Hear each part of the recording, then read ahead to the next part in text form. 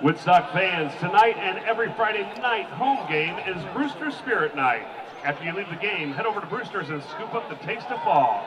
The proceeds benefit the Woodstock football program. When Woodstock wins tonight, all players receive 50% off their order. Hey, 50% off?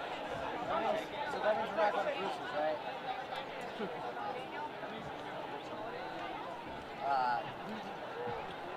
Cheering comments. Can you center, Jackson? Can you get the W? Can you get the W? I'm following the captain now. Oh, I forgot they're over there, not over here.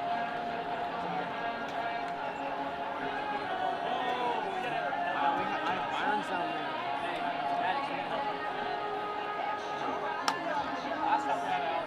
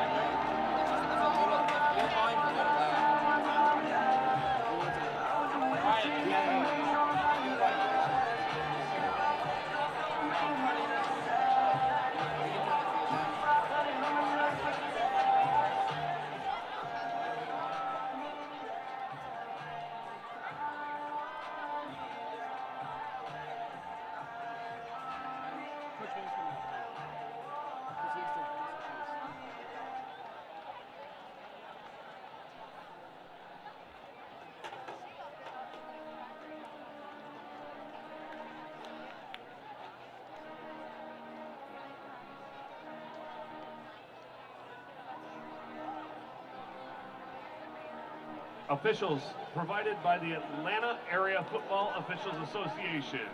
Our referee, Douglas Helling. Umpire, Ryan Wagner. Headline judge, Marquise Matthews. Line judge, Christopher Guyton. Field judge, Dawson Arnold. Side judge, Anthony Copeland. Back judge, Brett Sledge. ECO, Mia Greiner. PCO, George Detz. I know.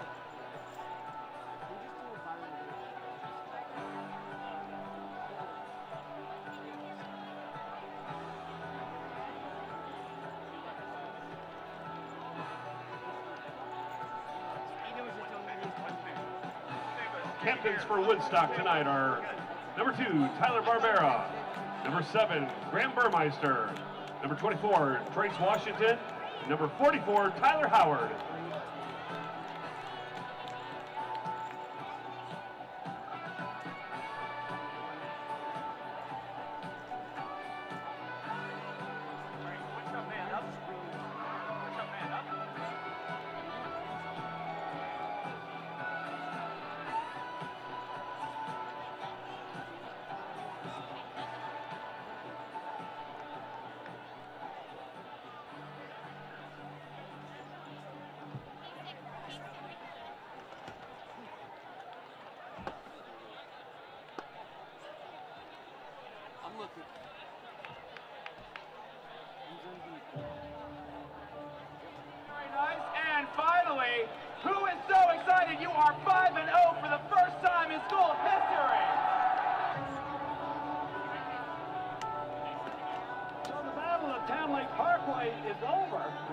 Woodstock wins it 35-7. This is the one that you're not getting. It says you're getting video. Well, it's the best time to be a senior right now because we've never been 5-0, so we're leaving a legacy for everyone else to live up to.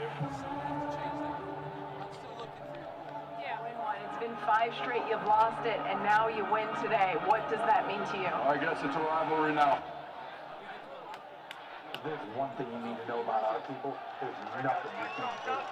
And if you hang out long enough, you'll find out.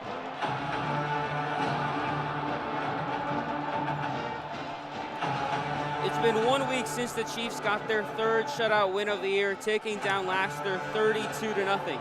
But now they travel down 575 to face the 5-2 Woodstock Wolverines, who are looking at another statement win onto their resume. Welcome into the booth, everybody. I am Jake Jira, joined by my great friend Maddox Stewart, and we have another incredible region matchup tonight. 2 teams tied for first place in the region at 3-1, looking to take that extra leap and get a little bit more, still a soft spot into that first place spot. The Chiefs, again, as I said, coming off of a shutoff win, they're on a high roll. After losing just 2 weeks ago to River Ridge, they need to get these few wins at the end of their schedule to make sure that they're in this region championship game. Oh, absolutely, Jake. And as you were saying, such an important game here tonight because the winner of this game is #1 in the region. So games like that are always important. It's a nice rivalry we have going on here in Georgia, and it should be a great game tonight. Yeah, the Chiefs, as you know, are 5-2 they're 6-1. Didn't mean to discredit the Chiefs there, but they have a hard task to go at them tonight. The Wolverines 5-2 for the first time in program history, led by their quarterback Graham Burmeister, who has been the cornerstone of this team this year, pretty much leading them to all of their 5 wins, and especially last week is where Burmeister took off and really showed how capable he is of leading a team and pretty much being that sole person that a team can rely on. 18 for 25 on throws, 194 yards in the air, and then 22 rushes and 75 yards on the ground.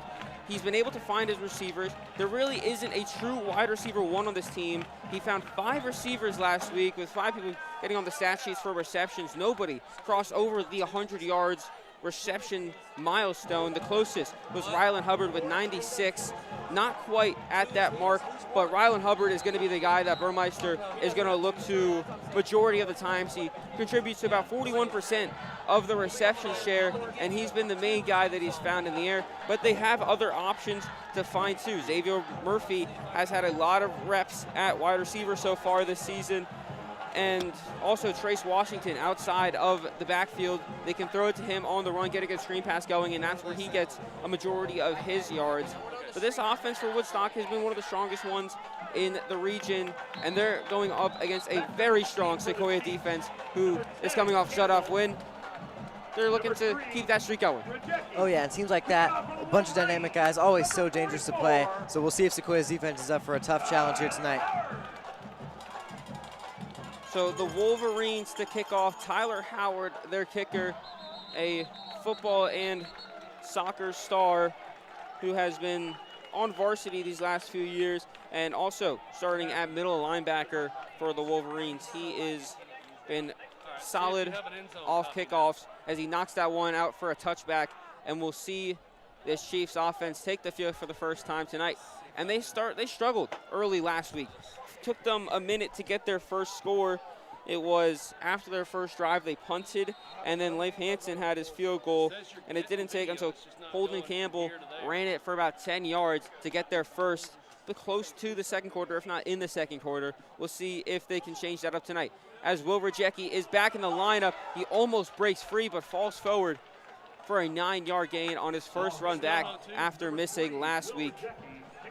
And the absence of Will Rejeki last week might be part of why Sequoyah was off to such a slow start, but you know, Colby Martin came out and played a pretty nice game throwing the ball, missing his RB1, going for about 260 yards and 3 touchdowns to boot, and you can't ask for much better than that. Yeah, if you did tune into that game, you saw that the rush game just felt, there was a disconnect there. But Braden Wilbur and Holden Campbell and Joseph Lucente as well all took up to that role, and they put next man up mentality, and it worked out well for them. Braden Wilbur, I know he didn't have as many rush attempts as Lucente or Holden Campbell, but he had some good and strong runs. That's the guy that I want to shout out at least. Holden Campbell as well. He had one reception for 60 yards, 60 yards all the way to the end zone, and he pretty much sealed the deal in that win last week.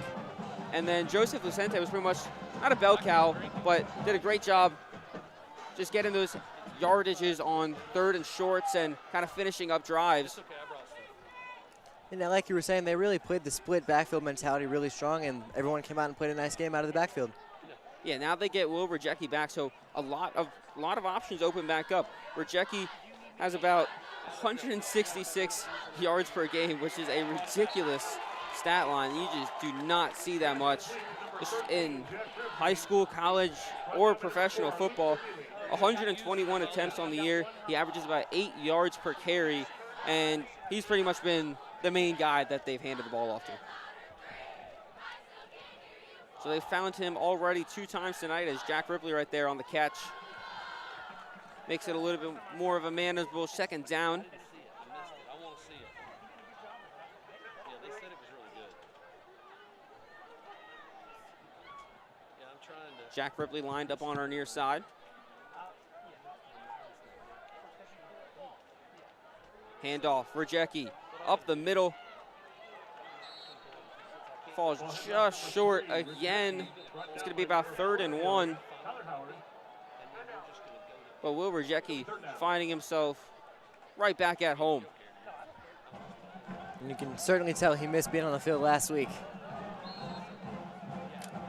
Yeah, it definitely hurt him a lot to have to sit out of that game. But he is back in the lineup as a timeout is called pretty early in this one. Woodstock did not like how Sequoyah was lined up on a pretty important 3rd down, so they take the timeout, and we'll head to our first called timeout of the night. Like you were saying, this really is an important 3rd down because, honestly, the result of this play could set the tone for how the rest of this game is going to go. I mean, Woodstock holds them here. They get a nice shot of momentum, but Sequoyah converts and continues to drive down the field. That's really nice for them, too. Yeah, the first score of this game is definitely going to be a major impactor of how this night's going to be decided. Sequoyah, despite still getting on the board first, their defense did a great job on the first opening drive for last year. I think 10 punts they had. It was back-to-back punts. Chiefs are going to want to continue that up on defense, but if they can get on the board first and not have to worry about feeling behind and that mental toll when you see yourself down on the scoreboard, that's exactly the kind of feeling that they want to avoid in that. A very narrow I formation is what the Chiefs come out after the timeout in. Martin, handoff, Rejeki, pile up, but he gets through enough for a first. Way past the lines again. 1st and 10 inside of Woodstock territory. That'll be the first time tonight we see the Chiefs on this side of the field, and they are coming out strong. Only 2 minutes, already got about 30 yards of offense as they look to keep it moving.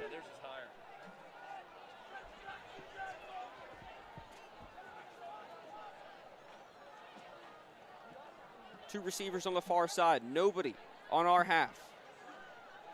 Campbell in motion. Martin out of the pocket, over the top, and it's a great catch. Just an absolute laser there by Kobe Martin to find Rejeki coming out of the backfield for a just really, really nice play. I mean, yeah, having to twist his body there, great athleticism from Will, and you see that a lot from him. He knows how to move his body. He can get to the ball wherever he needs to, and he can also avoid defenders doing it too. It moves the chains again for another 1st down, and Chiefs are itching closer to the red zone.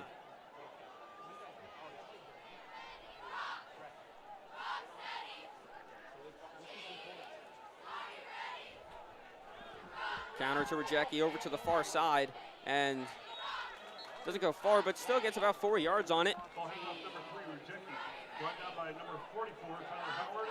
The Chiefs cross into the 30 as they keep the clock running.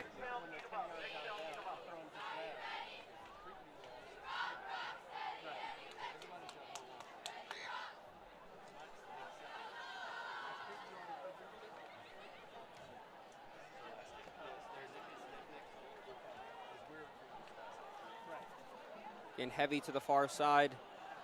Lined up, that's Brooke Starling and Jack Ripley. And Holden Campbell set up to get out, and they do jump it to Campbell. He's got space to work with. Gets about 4 yards on the gain. And sets up a manageable 3rd down. Chiefs are inside of field goal range here for Leif Hansen. 5-star kicker, number 4 in his class. Also leading valedictorian. Very smart. Do pretty much whatever he wants to at this You really point. can't ask for a much better package of a human being than that right there, Jake. I mean, I love an athlete of the month who went 19 for 19 over the month of September. Won CCSD Athlete of the Month. Close to being a valedictorian. I mean, that's just a perfect package right there. So It's a the home Chiefs run. do hand it off to Rejeki. He falls. Is it enough for a first? They look to mark him short. It's about half a yard short. And we'll see what the Chiefs decide to do. It looks like the offense might be staying out. Yep, Colby Martin looks to stay out, and they're going to go for it here on 4th.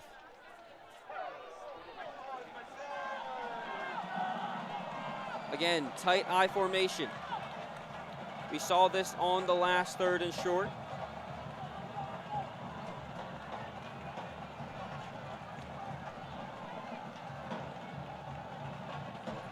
Martin pitches Rejeki. He falls and they mark him for a loss. And Woodstock get a turnover on 4th. Near their red zone, and that's going to be a huge stop for Woodstock.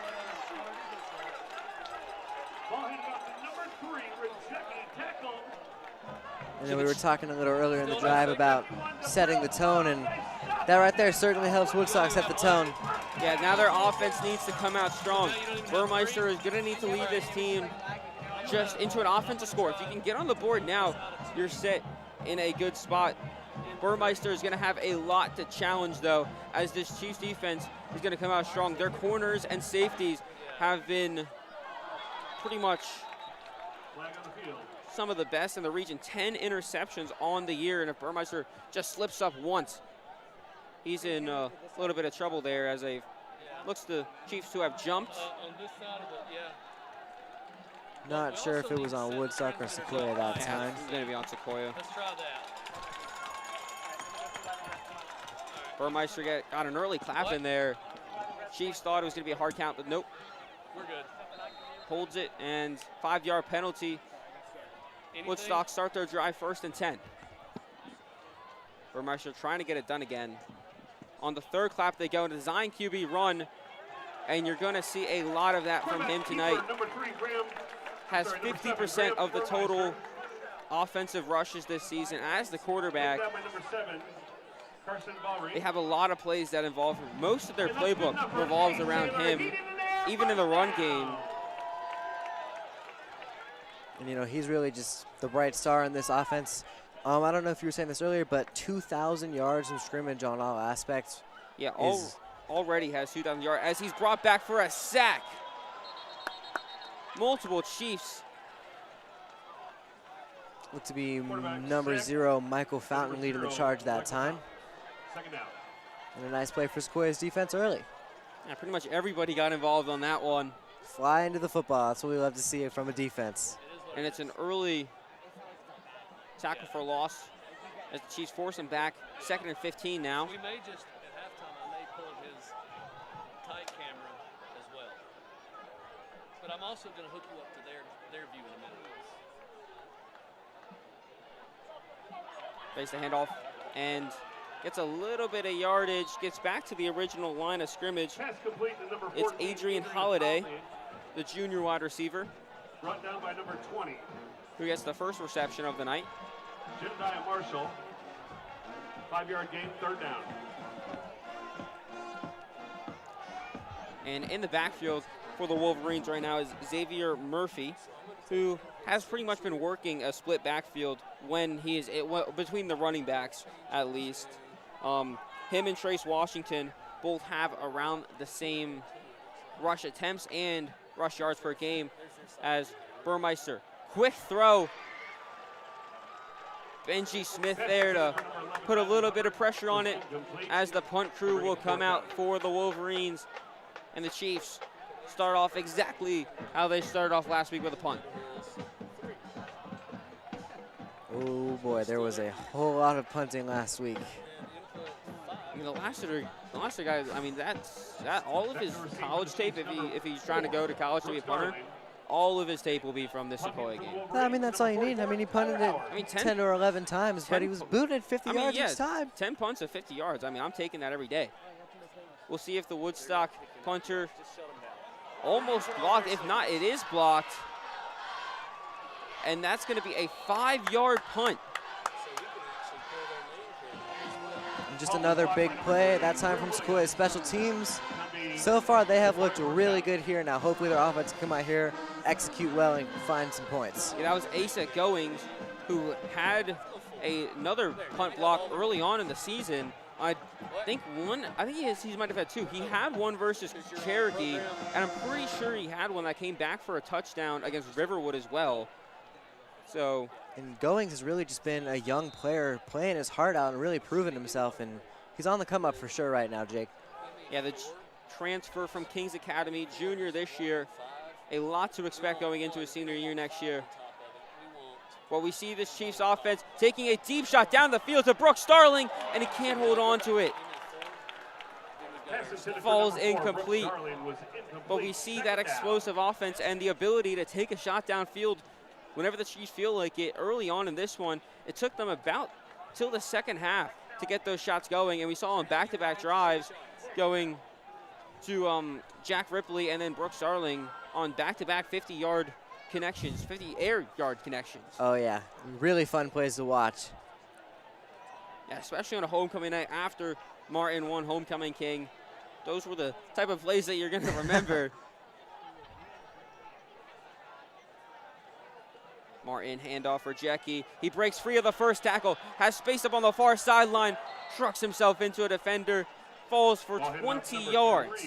It's another huge gain from Will Rejeki, and this Chiefs offense missed him last week as he moves the chains again.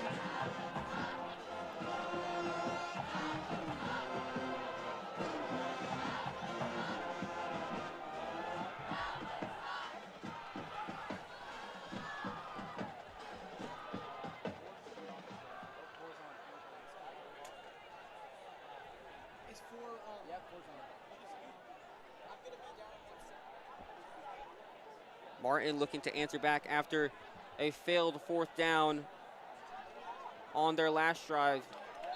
A rush up the far side of the field as Rejeki gets about 2 yards on that. Jabril Ball on the tackle for the Wolverines. Clock still ticking, 4:27 left in the first. Chiefs are on their second drive of the night.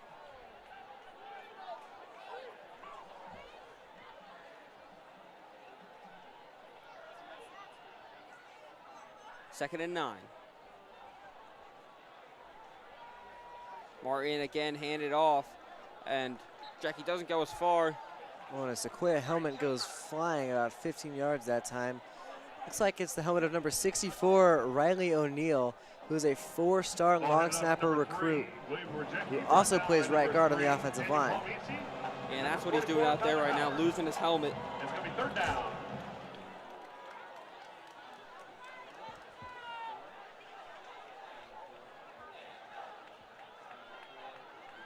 Third and around 6.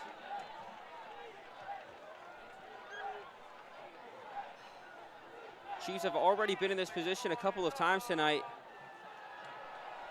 And it's Rejeki in the backfield. Sorry, I think that's Maddox Waller. It is Maddox Waller with a touchdown grab. I thought that was handed off to Rejeki. All the Wolverines started heading over and swarming over to him. The play action was so good, he got you too.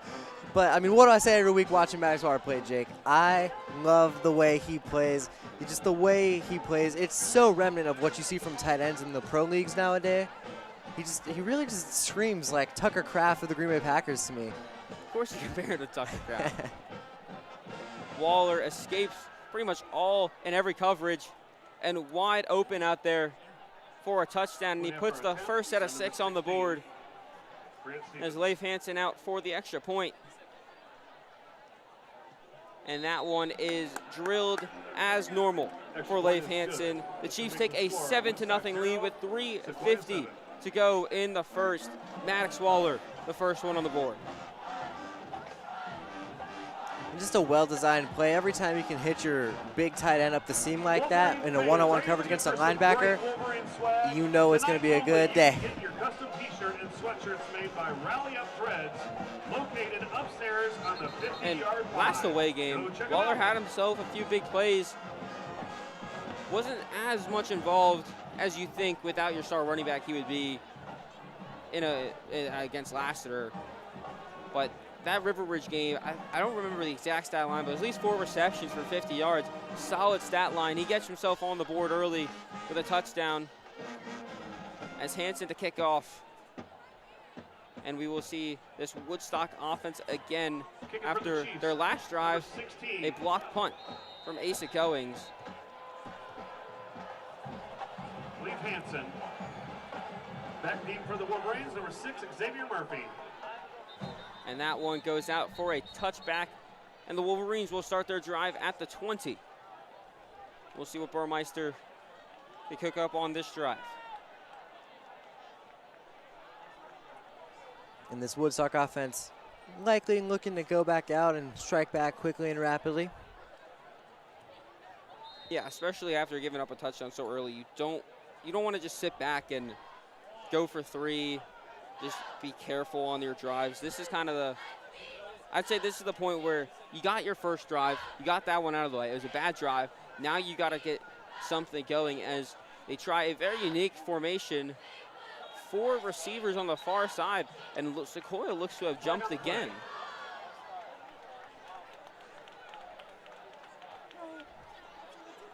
And yep, Sequoyah, second flag of the night. Feeling some serious deja vu right now, Jake. I don't know what you're talking about.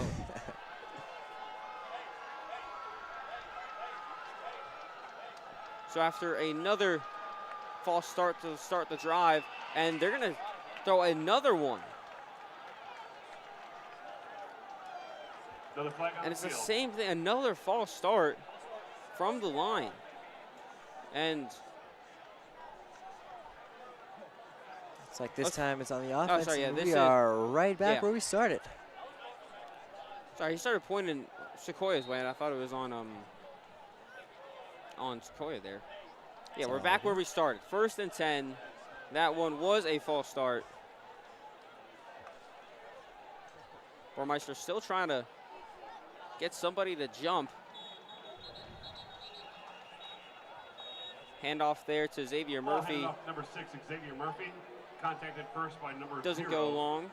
Michael Fountain. You do love to see the Second down. pink arm sleeves, and I think the pink cleats from him in the month of October. Always love to see that on the field.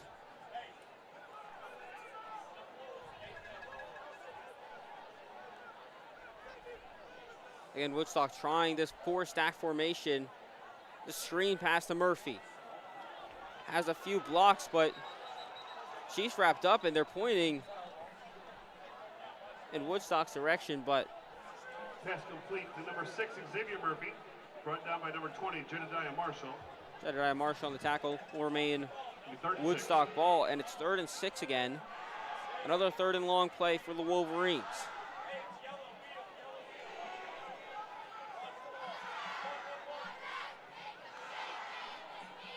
Burmeister still trying to get somebody to jump. They're relying on that clap count a lot right now.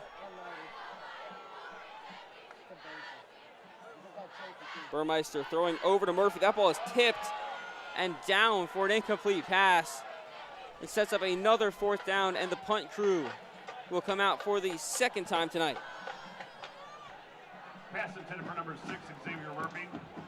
Ball was batted by number 28, Drew Williams, and it's going to make it 4th down. Drew Williams with the bat down that time, and another really just young up-and-coming player that we have right now, Jake. Yeah, Drew had I think visited Bama just a few weeks ago, and the junior has been seeking a lot of attention from a lot of different colleges. Expect his name to be on a lot of radars coming in to at least the next season, and that one almost blocked by Williams. Brooks Darling in the back to return, calls his fair catch. And the Chiefs will start their third drive from the 42. First down.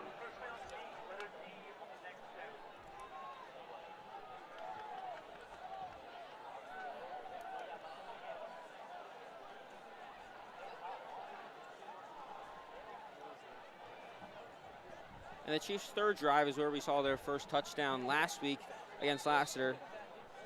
And that's kind of when the things started to click for them. They've already started clicking tonight.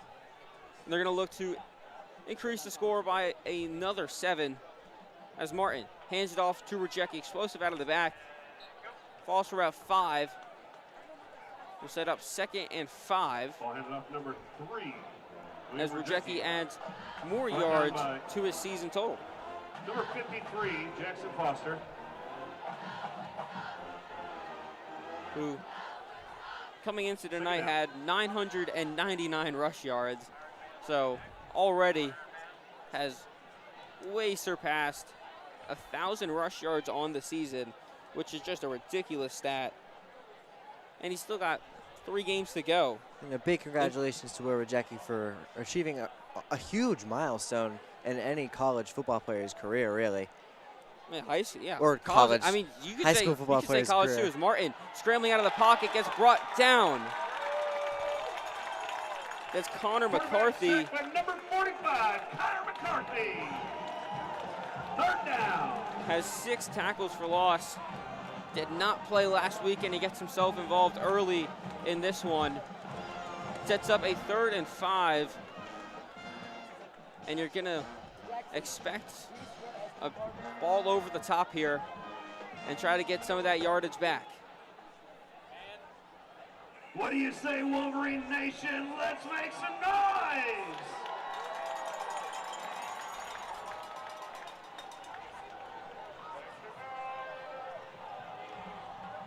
Martin rolling out. Has Will Rejeki. Instead goes over the middle to Ripley. Not enough for a first, but covers a lot of the yardage needed. And will have himself a 4th and 2 to deal with. And the Chiefs in a little bit of a hard spot. We'll see what they decide to go with. And it looks like the punt crew will come out, as the Chiefs will punt for the first time tonight.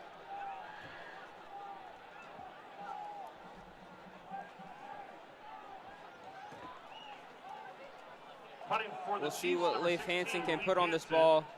Great snap. Now one should roll for a little bit. It's going to roll all the way to the 5 and out of bounds. And it's a great pin for Leif Hansen inside the 10. And that's where Woodstock will be forced to start their drive. First down at their own 6-yard line. As the clocks have hit 000, so we'll flip the side of the field. We'll start the second quarter with Woodstock ball. And that was a very solid half for Sequoyah. They got into the red zone on that first drive, couldn't finish out the drive, had the turnover on 4th. It was 4th and short. Answered back with another touchdown. And their defense has been very, very solid so far. Oh, yeah. Sequoyah has looked great thus far this evening on this very fine Friday night. And, you know, even though they had to punt that time, they've still looked really good. They've been able to move the ball consistent, and their defense has made big plays when they've needed to. You got the blocked punt, the bat down at the line. And it's just been a really good game so far from both sides of the ball for Sequoyah. Yeah, I'm going to say this drive has a lot of danger to work with. Pins at the 6 is where they'll mark it. Burmeister is going to have to try to find somewhere to run or find an option out quickly. The Chiefs looking in man coverage right now. He has Xavier Murphy right next to him in the back, but not a lot of room to work with. Xavier Murphy running outside. Burmeister designed run, tripped up at the line of scrimmage. Gains about half a yard. 2nd and 9. Quarterback keeper, Grant Burmeister brought down by number 73, Normile. And there's Grant Burmeister again with the Second design QB runs. A lot of their running offense runs through him, as we keep seeing tonight. We'll see what happens on this one. Xavier Murphy trying to get out on the outside. Falls down at the 10. Not enough for a first. Way short of it. 3rd and 6. And Woodstock just trying to run themselves out of their own end zone. Number 73, Noah Normile. Maybe they created enough space to attempt a pass. But with the way that the Chiefs have been blitzing and getting at least towards the running backs, Burmeister won't have a lot of time to work with in the pocket.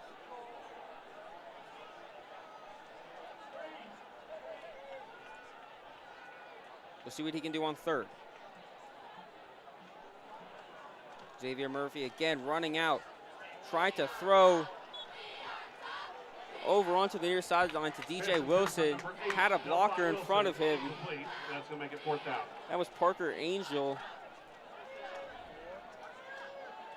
But incomplete pass. Burmeister just has not been able to get himself started tonight on the throwing aspect of the offense. And the punt crew is going to be forced to come on again for the 3rd consecutive time. For the Wolverines, number 44, Tyler Howard. And so far, what I'm seeing is Sequoiah's defense, they're playing aggressive. They're getting back there. They're blitzing, flying to the football. And again, Drew Williams so close to getting a hand on that ball. This one will stop rolling at the 48-yard line. Over at their own 49-yard line. And we'll see their 4th drive. Last one ended in a punt. I had that sack from Connor McCarthy. See what they can work with. They'll reset it down. 1st and 10. Another great defensive stand from Sequoyah. Their defense has been phenomenal over these last 5 quarters of football. Martin throwing over the top. It's Rejeki. Has some linemen in front of him, but only gains 2. 2nd and 8 now. Washington, 2nd down.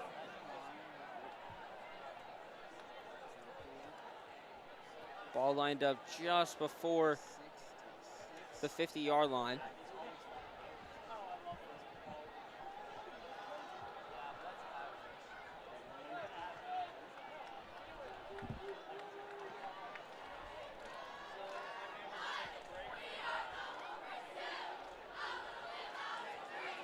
Here's Rejeki over on the far side. Juking defenders, falls forward for a first.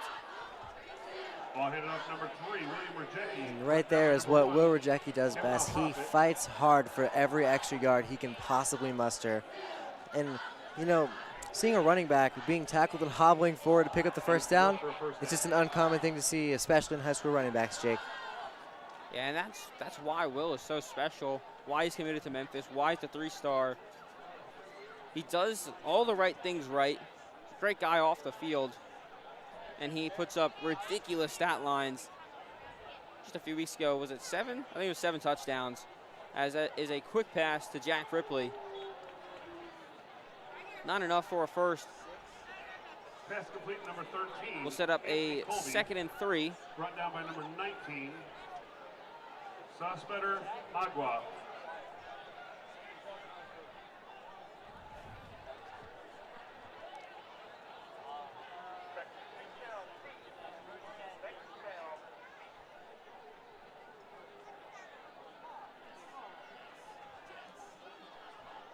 Chiefs back at the line of scrimmage.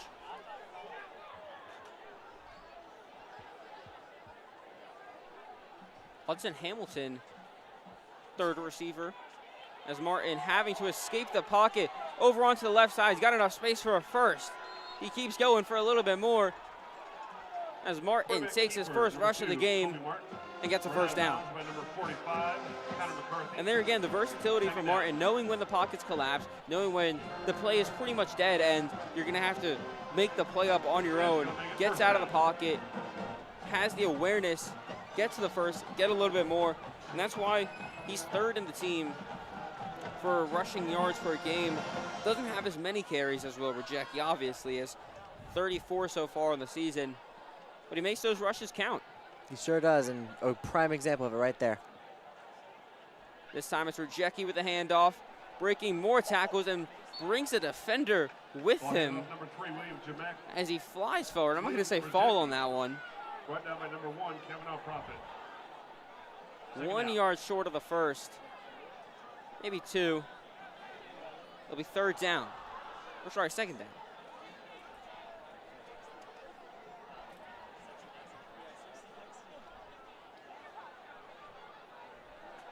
Second and short, Chiefs have entered the red zone.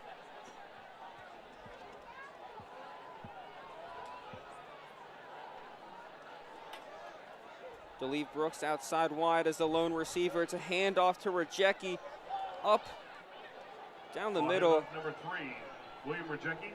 Moves the chains for a first.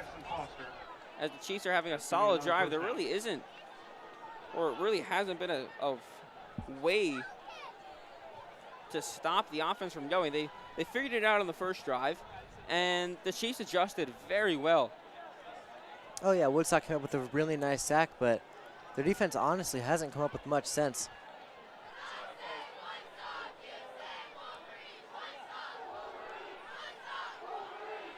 Again, Brooks Darling as the lone receiver on our near side. They look to him this time. Faded ball to the corner. No flag called. Incomplete pass. A lot of contact going both ways, but it falls incomplete. And there again, the offensive mastermind and Coach Jack Mind running the same play and running a different option. One being just an easy, nice rush up the middle, and then another being a fade deep ball. And looks to grab a score. We'll see what they come out on this one. Fade deep ball was close, and I respect the play call. I respect the decision making, and as we've said before, you keep taking that shot. Eventually, with this offense, you're going to connect on it once or twice. The lineup in the same formation again, but they'll have Ripley instead of Darling, but a timeout call, a little bit of confusion on the offense, as both teams will have taken their first timeout by now. Chiefs pushing in on the red zone, now at the 15-yard line, as they're looking to add another touchdown to their season's tally. They average about 42 points a game. So far, not really on track for that. But this is also a bit of a tougher game. Yeah, Woodstock has been one of the better opponents. They only give up about 17 points per game. This defense is, I would say, underratedly strong. They're a solid defense. They don't really have any of those big names, I would say, yet. A few of these guys, most of this team is made up of juniors. A bunch of these guys will get their opportunity soon to be shown on that bigger stage. But currently, they're still just trying to create themselves an identity. With 7 minutes left to go in the second, Chiefs will come back out in the same formation. Martin trying to escape the pressure. He gets the pass off. It's Holden Campbell.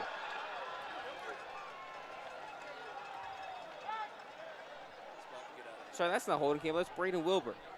The numbers get a little bit blurry all the way up in this press box. That they do. Having to, we're just changing where we're commentating from every week. We've had 3 of the last 4 weeks, we've had 4 different places to commentate from. All varying in different heights, places, sides of the field.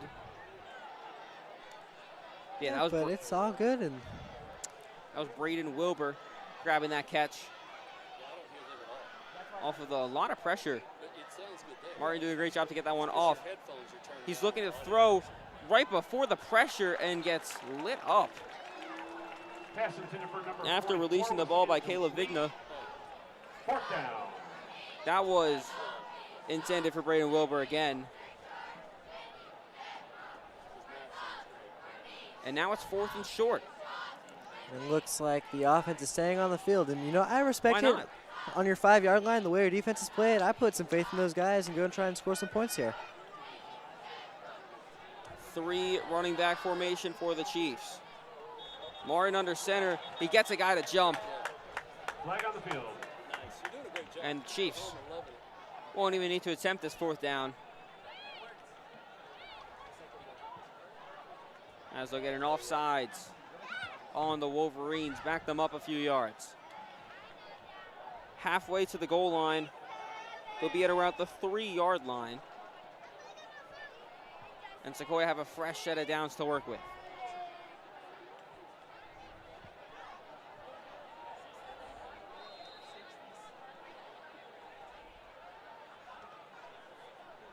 Braden Wilbur and Will Rejeki behind Martin, who's under center. It goes to Rejeki, forcing his way into the end zone for another Sequoyah touchdown, their 2nd of the night. And it's Rejeki's 17th rushing touchdown of the season and his 18th total, who keeps putting up the stats and having himself an incredible year. The Chiefs merge back up for the extra point. Leif Hansen drilled his first one.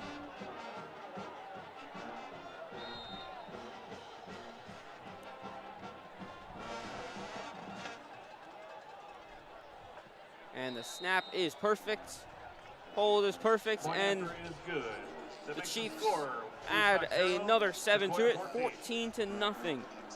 With 6:03 to go in the first half, and this Woodstock offense needs to get on the board now, and they need to show a little bit of spark in offense. They sure do, and their defense, they've been trying, but this is a tough Sequoyah team they're up against, and you know, those are issues that you can fix and work on throughout the game, but you can only stand in as long as your offense is scoring points, and right now Woodstock has just not found that. I mean, having 2 stops against this offense is a feat in itself so far, but you need your offense to just help you out a little bit. If your defense is doing all this work, 14 to nothing at the end of the day, 14 to nothing at the end of the game is going to be the same thing. Your offense has to get going at this point, and Burmeister has to get himself just involved in this game a little bit more. He has to find his receivers. He's done a good job at it these last few weeks, but so far, he really hasn't been able to find anybody. Yeah, he's just not quite been able to find his rhythm yet, and part of that is to all these unique blitzes and disguised pressures that Sequoyah is running. I think it's thrown him off his game a little bit so far. Yeah, Coach Buddy did a great job looking at film these last few weeks. Talked to him in my weight training, and he had the most amount of film watched by a substantial amount. The defensive coordinator doing a great job reading those coverages tonight. As we'll see Grant Burmeister take the field again, hoping to put something on the board. The region leading passer, 2,000 total yards in receiving, rushing, and passing. We'll see if he can bring a little bit of that magic to this drive. Has 3 receivers to work with, calls the man in motion.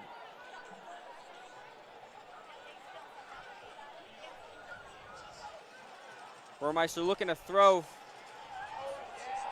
It's Nathan Kellner on the catch, but wrapped up instantly by Carson Berry. Pass complete to number 10, Nathan Kellner. Gets a gain of about 2, 2nd and 8. Number 7, Carson Murray. 2nd down.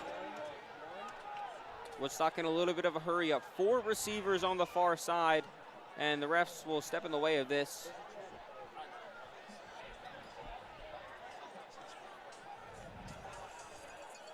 As the head ref coming over onto the Woodstock sideline, looks to be saying something towards the coach. Now we'll get back to the action. Again, 4 wide receivers on that far side. Designed run, he runs right into a wall of Chiefs. Now 4 surround him. He gets pushed back. Matthew Matz met him instantly. Stopped by number 18. Clock keeps running, and it's another 3rd down. 3rd down.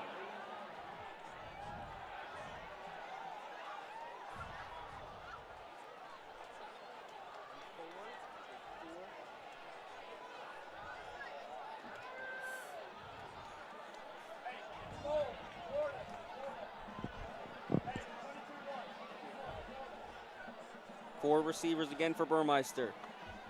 He sends his running back in motion. It's a screen pass. A lot of space to go up that far side of the field. Moves the chains for a first. That's Trace Washington. Number 24, Trace Washington. Brought down by number 7, Carson Murray. The Penn State offer makes himself an impact in this game, and it's a first down for the Wolverines as they finally cross into Sequoyah territory. Trace Washington, the utility man for this Wolverines offense, pretty much all over the field on offense and defense. And they'll give him the ball to the hot hand. Trace Washington breaks the first few tackles, moves it again for a first down. Ball handed off to number 24, Trace Washington. Brought down by number 20. And Washington feeling himself now and sparking a little bit of light into this offense that was struggling for these first few drives. And now they got an opportunity to do something. Washington trying to catch his breath, so they'll take a little bit of time to get back. They'll ditch the hurry-up offense. Man in motion across the middle.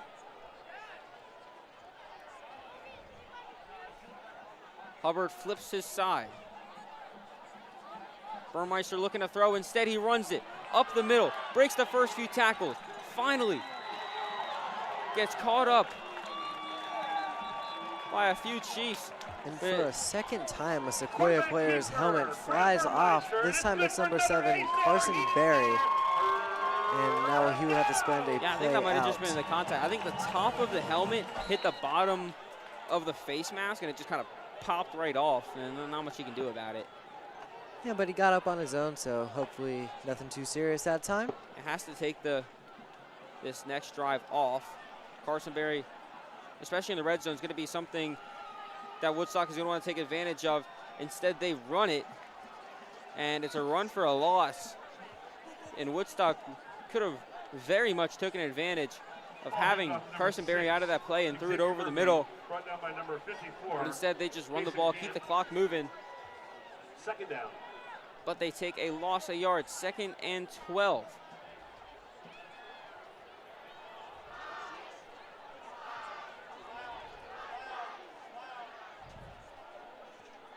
Four receivers stacked on the near side. Not a lot of space between each receiver. Burmeister goes back over to the other side.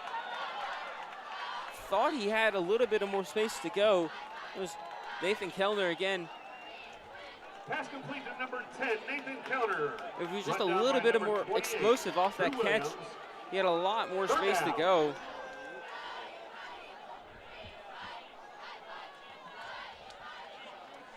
He gets brought down only after about a gain of 5, and it's 3rd and 7.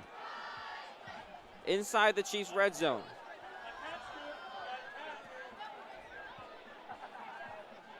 Burmeister keeps it, runs up the middle, tries to challenge Drew Williams, but Drew Williams keeps him at a standstill. Another helmet comes flying off. The Chiefs have the ball. Number 7, Graham Burmeister. Stopped by number 28, Drew Williams. Case and Gann ran off with the ball.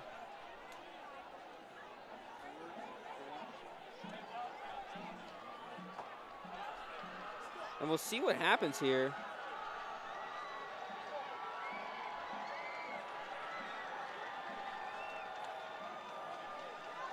Chiefs defense staying on the field, so it won't be a turnover.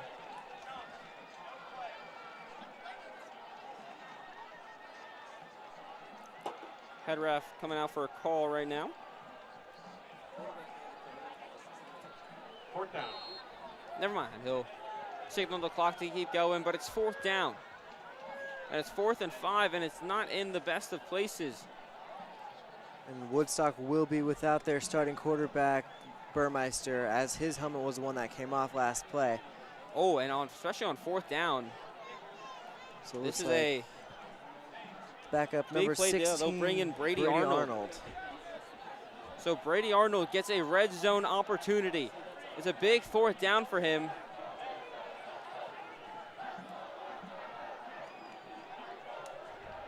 Arnold with a lot of pressure. And timeout called by Woodstock. They won't let Arnold take that snap. Timeout, Woodstock. And with 1:44 on the clock, a very sticky situation for the Wolverines. And, you know, obviously you're going to want your 6 here to try to get back into this game. You do receive the ball after halftime, so even 3 here would be positive. And with the freshman quarterback in number 16, Brady Arnold, being without your starter for this play, maybe you just take your 3 points and try to stop him with a minute and about a half left to go. And yeah, I would say this has to be the one play where you didn't want your starting quarterback to lose. I would agree. Out of all the plays in the game, I feel like this is kind of the one where it's like, yeah, maybe it would have been good if our quarterback didn't lose his helmet, but sometimes you got to do what you got to do. So Brady Arnold heads back out there, looks to set up in field goal formation, so they'll take their 3 points. It's Tyler Howard on the kick. Arnold to hold. Number 44, Tyler Howard, for the field goal. Tyler Howard at a difficult angle. And that one is good. And the field goal is good. That's a game As the field Wolverines goal. will get on the board for their first time tonight, make it 14-3 after a very solid drive. And that's kind of the answer you needed from this offense to say, yep, we're still in this game. We can still make some big plays, and we're going to put some points up on the board. yeah, and, you know, obviously they wish they could have came away with 6 points there, but, you know, just get something on the board, get that goose egg off the board, and give yourself a little momentum moving forward with the rest of the game. Yeah, adds a little bit of momentum just going into that halftime. As long as you make sure that you don't give up any points in these last 1 minute 41. Which against this budding Sequoyah offense is easier said than done. Yeah, you think Teeter would try to just get this ball up the field as quick as he can. But you also can see him try to run the clock out and just go into halftime with a lead. We've seen it before where he's really just ran the ball and killed the clock. I think 141 is kind of that dead zone where you have enough time, but you don't have enough time. You kind of have to work in a 2-minute drill. You also don't. It is definitely a bit of an interesting situation here this time, but we will see how Coach Teeter handles that coming right up. Rejeki and Campbell, both in the backfield. Good refresher to see Rejeki back there again after his absence last week. And that one is in the end zone for a touchback, so they'll start the drive at the 20.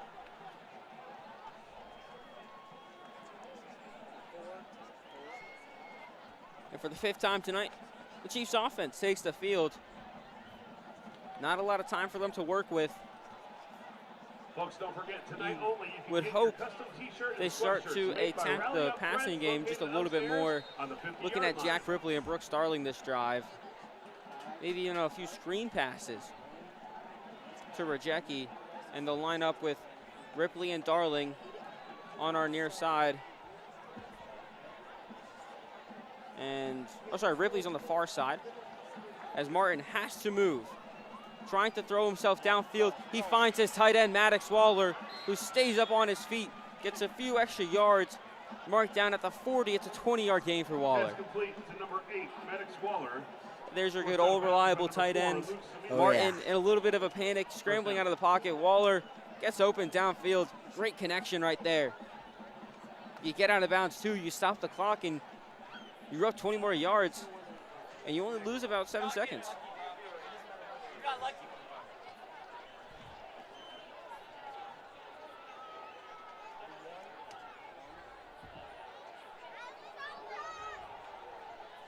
Rejeki rolling out of the pocket as well. And that ball almost picked off. Danny Palmise. Not a great throw that time. Jack Ripley, the intended target. Yeah, I saw, sorry, I'm blanking on words right now. I saw Will run out onto the far flank and thought that would have been a nice opportunity to have Rejeki run behind a few blockers, but they take a little bit more of a heavy shot upfield. Can't connect to Ripley, almost picked off. Scary throw there from Martin, but survives it as Palmise just couldn't get all of his hands on it. Darling running behind Martin, and this one handed off to Rejeki. And he takes his yardage, gets out of bounds as there's a flag late. It's going to be a block out of bounds. Woodstock coach got trampled over. 3rd down. And this might go back over on to Sequoyah. Let's see what the refs say.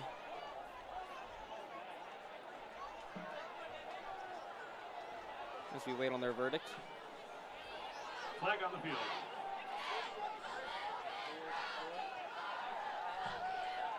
And here's the call.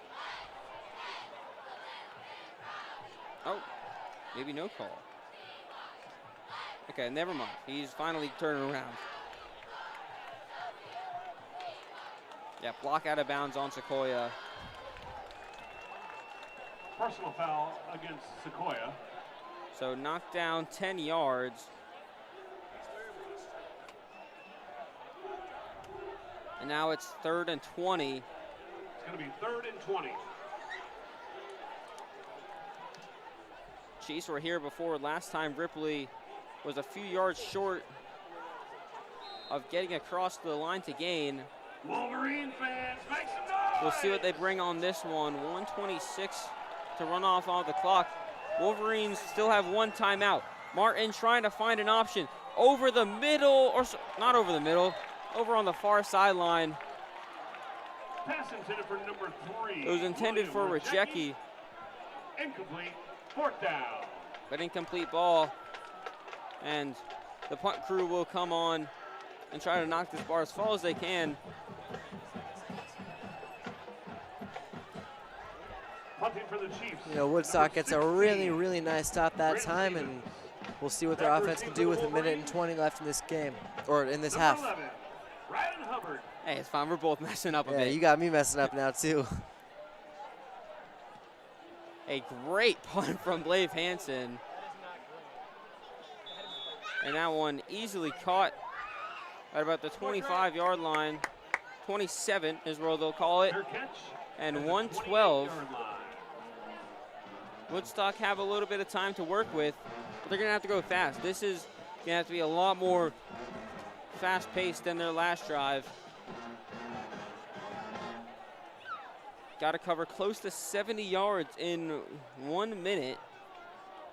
Burmeister's going to have to look to his wide receivers. He's going to have to use them more than he's been utilizing them tonight. Expect a shot to number 11, Rylan Hubbard, soon. He's on our near side right now. That should be Burmeister's number 1 man. And especially if they're looking for a deep shot.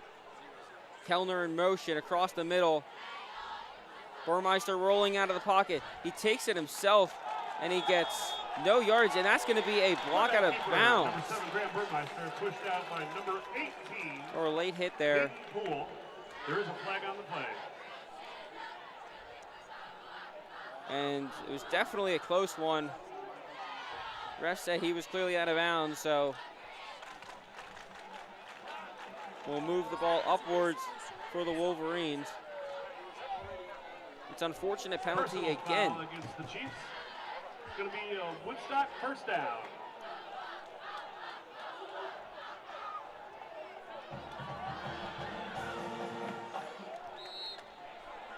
Woodstock get a few free yardage, and they'll start from the 45 now. 1st and 10. Murphy in motion. Burmeister dropping back a lot. He finds Murphy on the sideline, jukes a man, spin moves another, and then goes for no yards. Pass complete to number 6, Xavier Murphy, brought down by number 28. Drew Williams again on the tackle, the Drew Williams. Sequoiah's defense lead 2nd tackler. down. It's about 12 tackles per game, and he's already racking up a lot tonight. Still in hurry up. He was kept in bounds. Burmeister takes off. Trying to run over to the right side of the field, but wrapped up again by the man himself, Drew Williams. And that one doesn't go far. Knocks off 30 seconds off the clock, down to 30, and Wolverines are forced to take a timeout. And again, they kind of get, at this point, you just got to throw the ball deep. You don't got a lot of time, and these QB runs, you take so much time dropping back in the pocket and then deciding, should I run, should I not? Burmeister's done that twice this drive, and it's killed about 20 seconds, and that's a valuable 20 seconds, especially when you're down like this in one of your bigger games in this year. And dropping back like that, another thing to add is he's had no time in the pocket. That pressure from the Sequoyah defense is coming very fast and very hard every time. At what point do you just start going for those quick slant routes? I feel like eventually you just got to draw up a quick play that's like, yeah, let's just get down the field, slant routes over the middle. Somebody's got to be open. Yeah, we'll drag a few of their corners. That would be ideal, but they're just not really in a position to run plays like that right now with trying to score quick here. Burmeister again, the pocket collapses. He has to throw it deep. And that one incomplete, knocked down. For number 14, Asa Goings and Carson Berry in dual coverage right there. Berry was on player, Going was on ball, and that one had zero chance of being a completion. And it's 4th down now. The punt crew comes on, and with about 20 seconds left to go, I'm going to guess the Chiefs will run this one out once they get the ball back. Unless Rejeki wants to explode for a 70 rush yard. Well, you never know. And again, almost blocked. The Chiefs have come so close to getting a block punt tonight. That one's going to keep rolling a little bit. Finally picked up at about the 17-yard line. Chiefs with 83 yards to go. Sorry, 73 yards to go.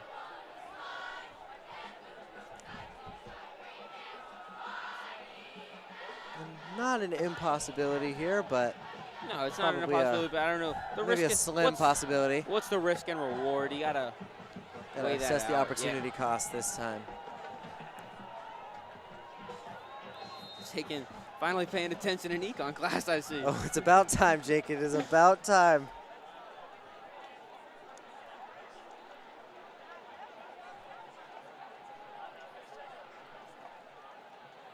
Handoff for Rejeki over on the left side, goes backwards and then goes forward.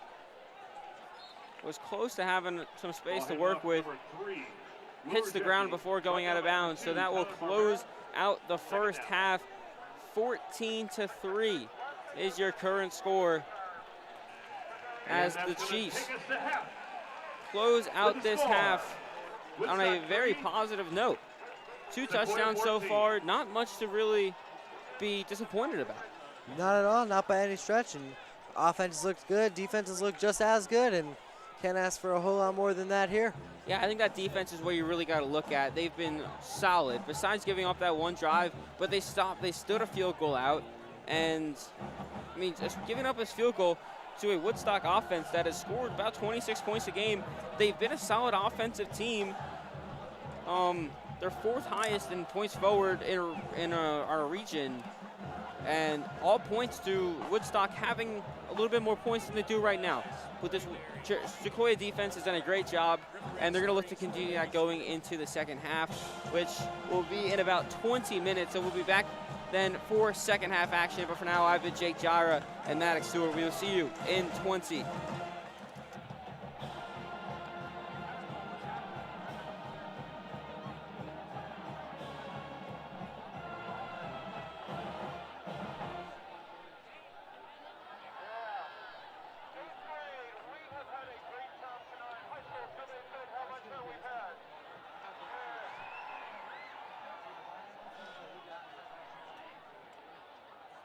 We hope you had a great time being a marching Wolverine tonight. We know it's time for you to bring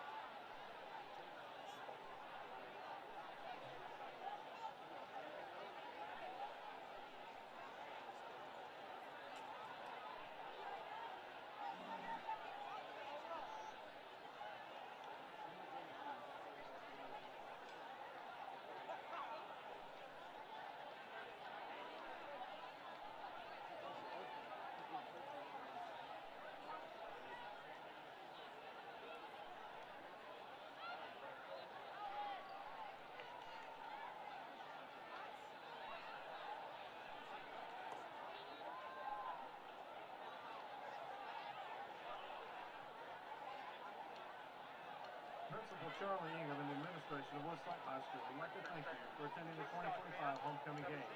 The theme of tonight's sport presentation is the longest dance in the Emerald City. At this time, Woodstock Student Government Association, under the direction of Dr. Jacqueline Vance, will present the 2025 homecoming court and honored faculty. This year's honored faculty are Kelly Baglio, Renee McClellan, and Ashley Odom. Kelly Baglio is the 2025 Teacher of the Year at Woodstock High School. Mrs. Baglio teaches Latin and is the World Language Department Chair. She's an associate's degree in Fine Arts from Young Harris College, a bachelor's in World History with a minor in Classics from Kennesaw State University, and a master's in Curriculum Instruction from the University of North Georgia. Mrs. Baglio has been in education for 15 years, with 14 of those years here at Woodstock High School. She is escorted by her husband, Rob Baglio.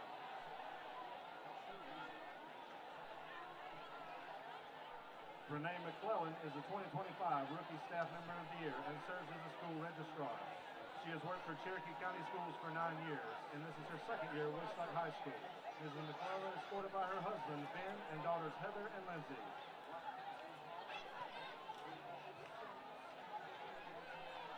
Ashley Odom is the 2025 Support Staff Member of the Year and serves as a Special Education Facilitator for WHS, as well as the Lead Facilitator for the Woodstock Zone.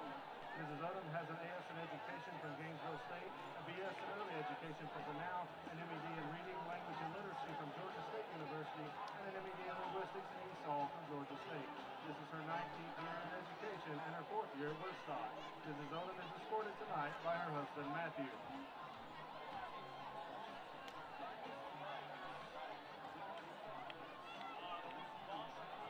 Tonight we are also honoring 3 upcoming retirees. Yo, need some volume. Alicia Register is in her 13th year as the bookkeeper for Woodstock High School, and this is her 28th year with CCSD. She is being escorted by her husband, Philip Register. Thank you to Alicia for her service to CCSD and Woodstock High School.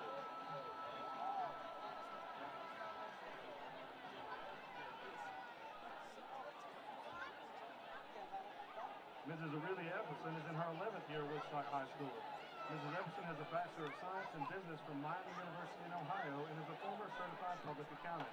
Mrs. Epperson manages textbooks, student and faculty parking, supports the curriculum AP, and organizes academic events like Lamp and Letter and the awards nights. Mrs. Epperson is being escorted by her husband, Steve Epperson, a fellow retiree. Mr. Epperson has been a teacher for 21 years, with the past 11 years at Woodstock.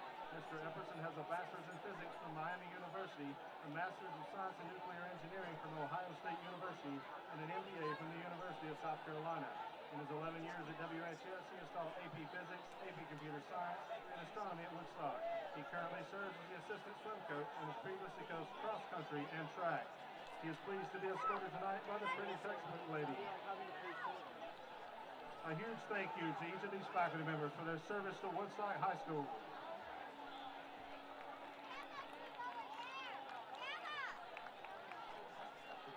At this time, we will present the 2025 homecoming court. Representing the freshman class, this year's freshmen are Ella Rita and Logan Cantrell. Ella is the daughter of Ramel and Darlene Rita. Ella is a varsity sideline cheerleader and a member of the competition cheer team. Logan Cantrell is the son of James and Lisa Cantrell. Logan plays bass in the WHS Intermediate Orchestra and is a student in the Drafting and Design pathway.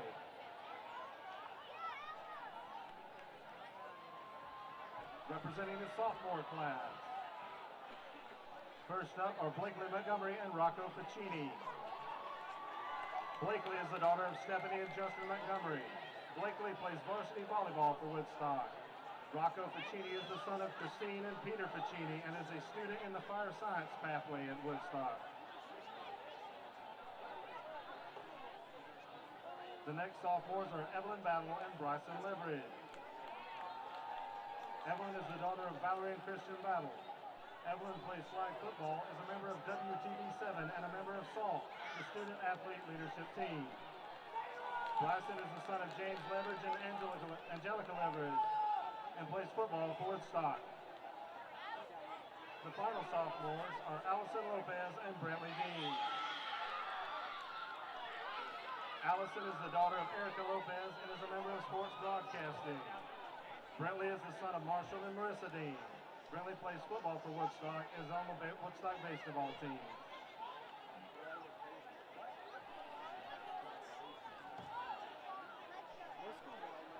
Representing the junior class. First we have Aubrey Kate Broadus and Bauer Adams. Bauer is the son of Lindsay and Alec Adams and plays golf for Woodstock. Aubrey Kate is the daughter of Sarah and Scott Broadus and is a Woodstock varsity cheerleader and the junior class public relations officer for student government.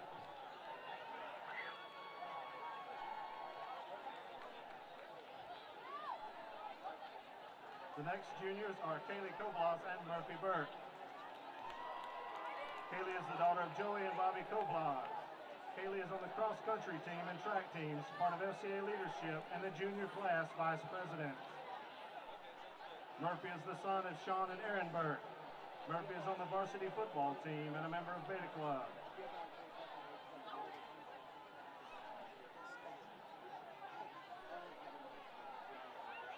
The next juniors are Adeline Balboa and Colin Kianhafi.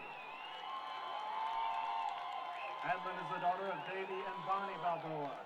She is the junior class president of varsity sideline cheerleader and a member of Beta Club. Colin is the son of Che Kianhafi and Susan Rasavansa. Colin plays football for Woodstock High School and is a member of student government.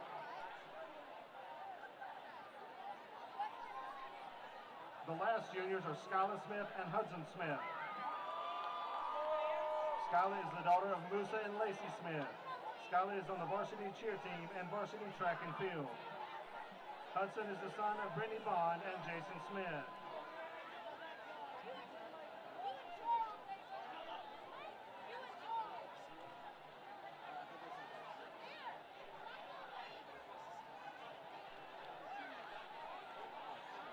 Representing the senior class. The first seniors are Jimena Rojas and Reese Giles. Jimena is the daughter of Claudia Perez Martinez. She plays for the varsity lacrosse team, is a member of Beta Club and a member of Med Scholars. After graduation, Jimena plans to go to the University of North Georgia and major in biology in the pre-med track with plans to become a doctor. Reese is the son of Shimon and Tracy Giles. Reese is a member of NHS and Beta Club. After graduation, Reese plans to major in biology at UGA and attend PA school. The next seniors are Izzy Chavarria and Ian Britt. Izzy is the daughter of Jaime and Christina Chavarria. Izzy is the president of the Environmental Club, a member of the Woodstock Competition Dance Team, and the senior class public relations officer. After graduation, Izzy plans to go to Georgia Southern and major in political science. Ian is the son of Sharon and Dave Britt. He plays on the varsity lacrosse team, is a member of the Computer Science Honor Society and the National English Honor Society. After graduation, Ian plans to attend college and major in mechanical engineering.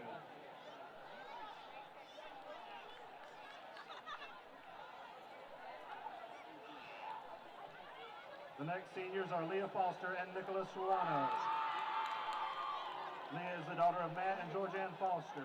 She is on the Woodstock varsity gymnastics team, is a member of SALT and the vice president of Pickleball Club. Nicholas is the son of Ida and Douglas Ruano. He is the SGA club historian on the Woodstock tennis team and a member of the WHS mentor program.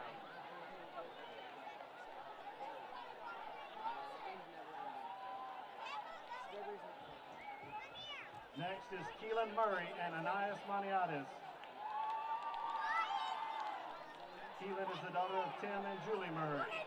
She is the student government president, a varsity swimmer, and a speech and debate captain. After high school, Keelan plans to attend a four-year university and major in environmental engineering. Anais is the son of Panayotis and Courtney Maniatis. Anais is on the Woodstock varsity soccer team, a member of NHS, and a Beta Club officer. After graduation, Anais plans to attend Georgia Tech and pursue a pre-med degree.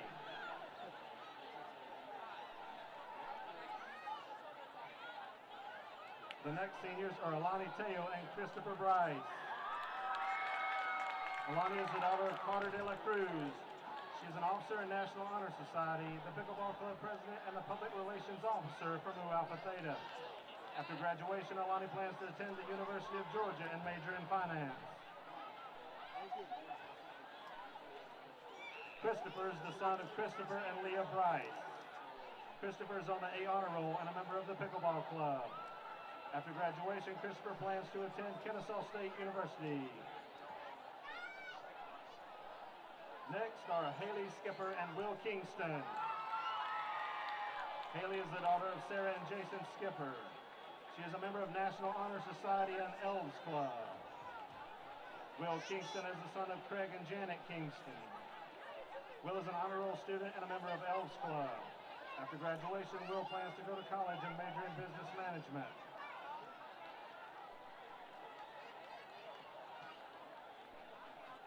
The final seniors tonight are Cadence Carlock and Carter Clay. Cadence is the daughter of Philip and Candy Carlock. Cadence is the captain of the lacrosse team, a member of the competition dance team, and a member of Woodstock Drama. After graduation, Cadence plans to attend Piedmont University to play lacrosse and major in elementary education.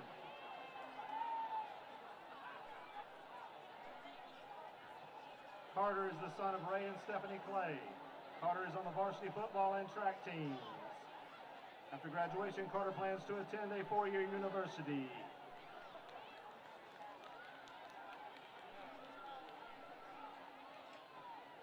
At this time, we would like to welcome last year's homecoming queen, Morgan Appling, to crown this year's king and queen. Morgan is currently a freshman majoring in news media and is an Alpha Chi at the University of Alabama. Thank you, Morgan, for being here tonight. Hey, that's okay. I'll pay for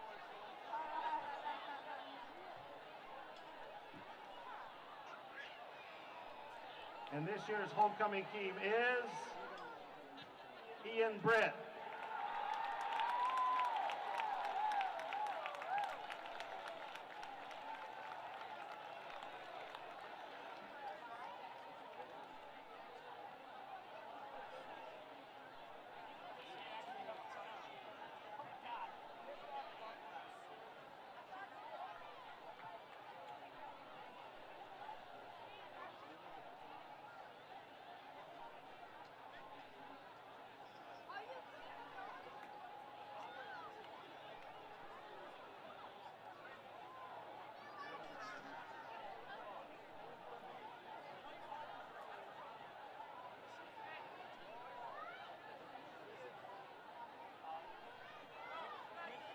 This year's homecoming queen is Izzy Chavarria.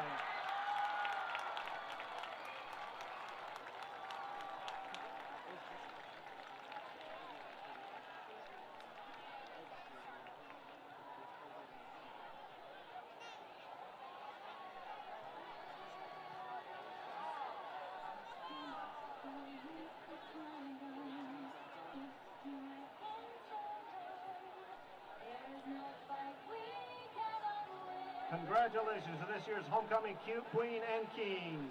Thank you to everyone on the homecoming court for being part of tonight's festivities, and a big thank you to the student government for your hard work with tonight's halftime presentation of court and tomorrow's homecoming dance.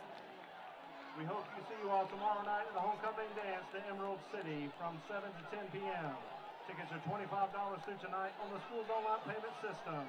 Tomorrow, tickets are $30 cash only at the door.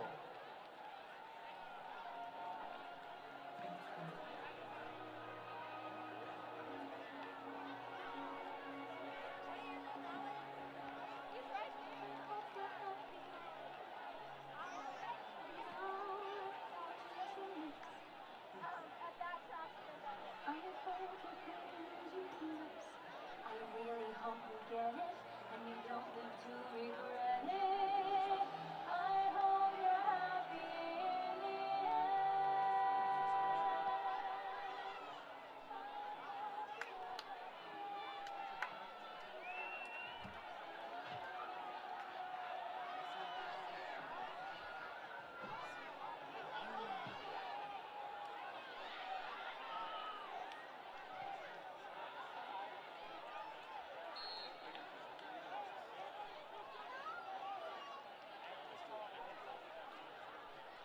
Woodstock fans, are you looking for an elevated experience on Friday nights? Have you heard all the music and cheers coming from the Overlook and had FOMO, feeling of missing out? Well, don't be left out. Check out the Iron Oaks Club at the top of the stadium. Join us each Friday for a pre-game party and dining throughout the game provided by $3 Cafe. Attendees will be able to play games on the synthetic turf of Atlanta backyard and enjoy private parking and a private entry. Check out the Touchdown Club website or stop by the Iron Oaks Club for more information.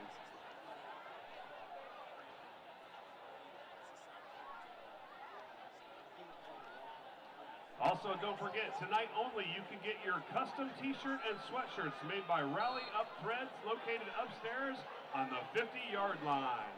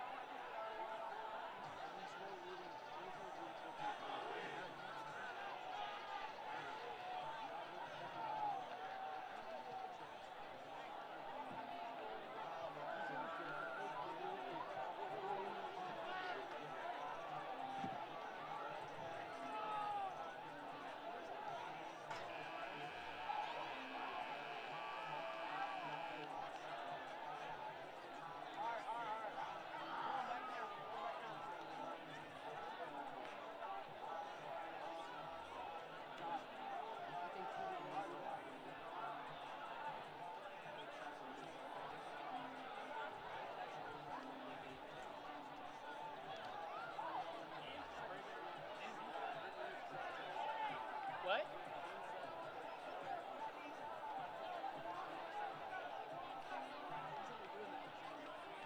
I know.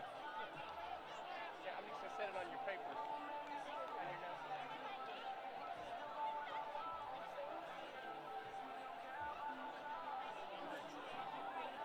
Huh? I know you could. Probably loaded with sodium. You know it. Welcome back to Woodstock High School, everybody. We're here for second half action between the Sequoyah Chiefs and the Woodstock Wolverines. And going into the second half, the Chiefs have a 14-3 lead.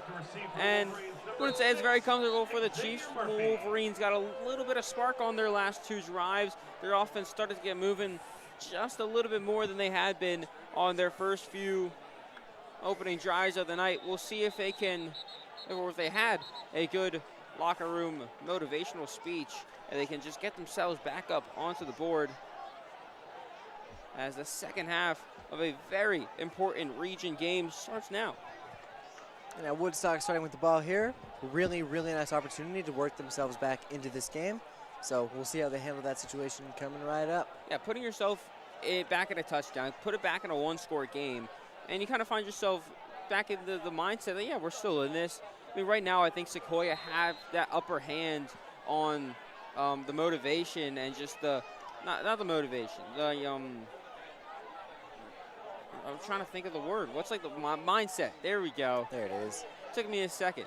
As that ball is thrown out wide, short gain for about 4. Sorry, they're going to keep going. Got to gain a 6. Pass complete to number 11, Ryland Hubbard. Forced out of And bounds by number Hubbard 5, gets Benji himself Smith. another reception. 2nd and 6. Oh, they move it back a little bit. And it's a gain of 4. 2nd and 6 is what will happen. You were right. Well, that far ref moving a few more yards, and I was a little surprised. Yeah, Burmeister has to have a good half here. He's led his team all season, and he's going to be the change that this offense needs to really get going.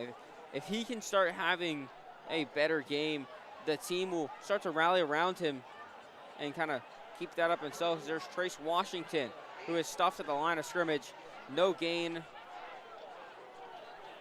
Oh, marking for a gain of 1. 3rd and 5. Trace Washington, brought down by number 11, Asa As the Goey. Wolverines have a early 3rd and 4.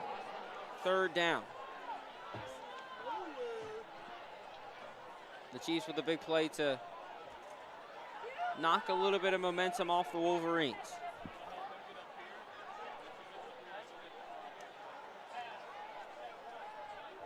As they'll get set here. Heavy receiver formation. The Chiefs have closed this pocket very quickly tonight. As Burmeister has to throw, Hubbard can't hold on to it. Ball falls to the floor and it's 4th down. The punt crew comes on. And what needed to be an optimistic opening drive turns into a little bit of a despairing drive. And the Wolverines are forced to punt.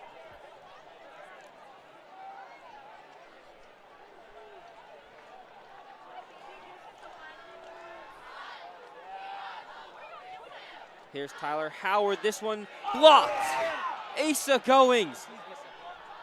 The Chiefs fall on top of it. And that's exactly what you needed from Goings. He had the tip on that first punt of the night. He finally gets all of his body on it. And the explosiveness from Asa Goings gets the job done again. And the Chiefs start their first drive of the half inside the red zone. And the second blocked punt here tonight from the Chiefs. And you know, Second some from of the Asa. biggest plays are made on special teams, and it's really being demonstrated here. And outside of the fact that it's a great statistical play, it is just simply preventing Woodstock from having any chance or hope of getting a shot of momentum to propel themselves back into this game. I mean, that second block punt has been knocking on the door for about for 2 quarters Oh, they've now. gotten close every time. time. They've gotten close. I mean, Drew Williams has dove in front of the ball just a few seconds before it got released. Rejeki on the carry there, gets about 5 yards. Ball handed off number 3. 2nd and 5, Rejeki, and a brought down by flag number 2, comes in Tyler late. Harris. 2nd down. Flag on the field.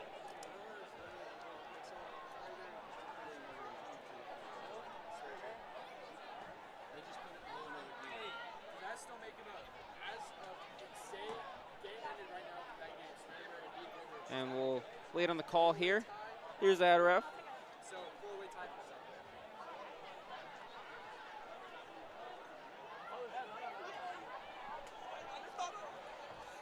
And it is on Woodstock. I think it was a personal foul. Didn't quite hear what the referee said. He just kind of made a hand signal and pointed. Nonetheless, though, 1st down for the Chiefs. Sets up 1st and goal. Against Woodstock. 1st and goal. And again, we see this I formation from Sequoyah. They run it all the time inside the goal line. Rejeki up the middle. Still falling, and he's a yard short of a touchdown. Will Rejeki, brought down by number 64, Carter Clay. Just short of his 2nd touchdown of the night. 2nd down. And he'll look for it on this play. Sequoyah looks to get a fast and good start to the half. And we'll take a second here for a injured Wolverine. Appears to be number 24, Trace Washington, who's their do-it-all two-way player. Yeah, that is not good news. And the 4th time tonight that a helmet has come off during the game. Yeah, that might have been just he took it off after. But yeah, Trace Washington, Penn State has an offer from Penn State, Rutgers, Kennesaw State, Georgia Southern as well, South Florida, Miami of Ohio. He's getting a little bit of interest from Bama, but he was invited to the Penn State whiteout game a few weeks ago. That was.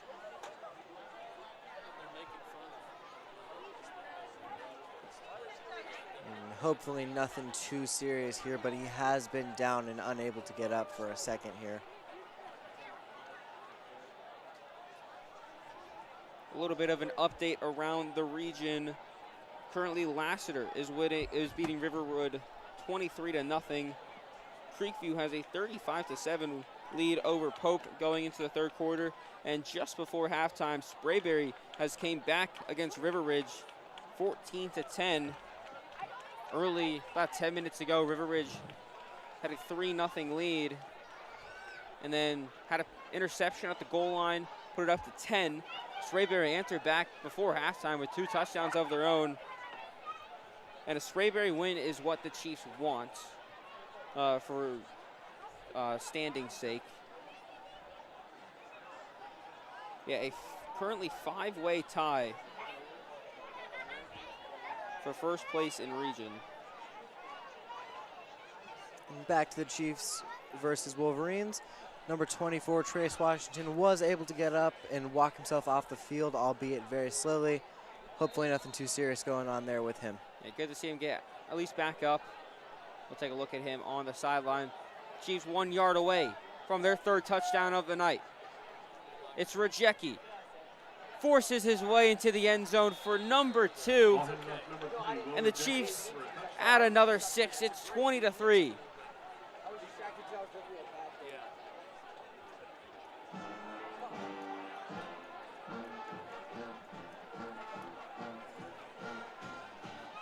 His 18th rushing touchdown of the night, and not of the night, of the season. 18 in a game, that's very impressive, Jake. Wow. I wouldn't doubt it from him. I mean, 6, what's another 12 there for him? He could do that. He's done 6 before, why not? Why not see it again? Yeah, fair point, I'll give it to you, Thank you. Rejeki 1 touchdown short of 20 touchdowns on the season, which is ridiculous through 7 games. And 6 games for him, as he missed last week. I believe that averages out to, and now I'm not a math guy, but is that 3 a game? I think so. I think he's had a hat trick every game that he's played. Making Miss Whitty proud. I'm proud you're finally taking your classes seriously. I'm proud you're finally taking your classes seriously. Even though you don't want to listen to me when I'm talking to you now. Overrated. What do I need to listen to my partner for? Wolverines offense will take the field again. Had to punt on their last drive. This is kind of the time where you need a score. Now you're down 3, and at some point, it's got to turn into our offense needs to get going. Our defense did their job for the first half of the game. Defense is still going to be expected to make a few more stops, but what good is a stop if you're stuck at 3 points for the rest of the night? Right, as we were discussing earlier, a team can only be as good as their offense will put up points on the board. Yeah, you can have the greatest defense in the league and still only tie 0-0. Well, I mean, you look at like the Cleveland Browns so far this season. Top 3 defense, bottom 3 offense, and it's just not a recipe for success. Maybe Shador Sanders will come around. Yeah, maybe we should just start Shador Sanders. Shout out, by the way, to Shador at the 1 if you're watching from home.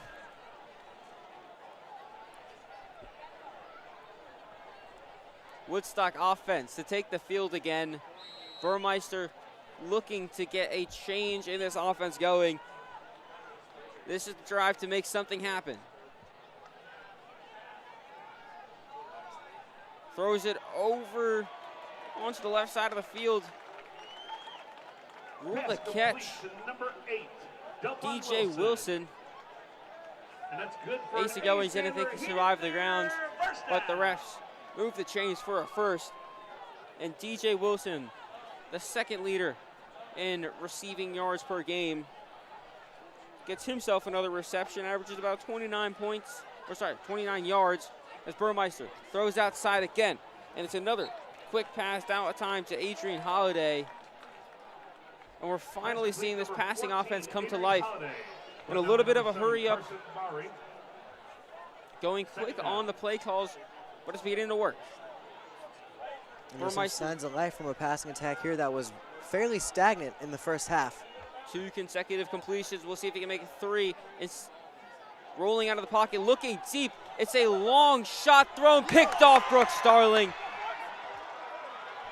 He still has a lot of space to go. Finally gets rolled up. I mean, he was just comfortably sitting behind there for a few seconds.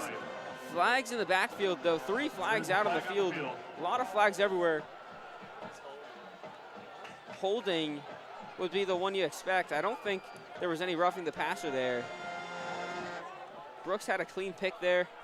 There's got to be something to do with the line. Burmeister did take quite a big shot, but from here it did not look like an interference call. But we'll hear from the refs here in a second. Yeah, Brooks, if this stands, adds now what would be his 5th interception of the season, and being a leading receiver and a leading cornerback in interceptions, he's having himself a crazy season. Here's the call from the ref.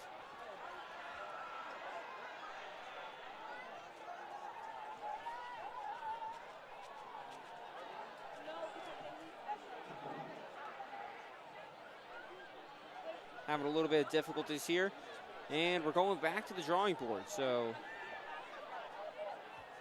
and here we go now. Ineligible receiver downfield, and the Chiefs obviously declined that one. And the interception stands. Another flag flies. Another flag on the field. We'll see what happens with that one, but Brooks' interception stands, number 5 for him. And he is having himself a game on defense so far. And this one might be an unsportsmanlike conduct penalty on Woodstock. They've already had a sideline warning, so they could also throw a flag out for that. And you know, I get it. It's frustrating. It's difficult. You're losing a battle that you were hoping to have more of a chance in winning. But either way, you just got to maintain a good sport. And we'll see what the call is now.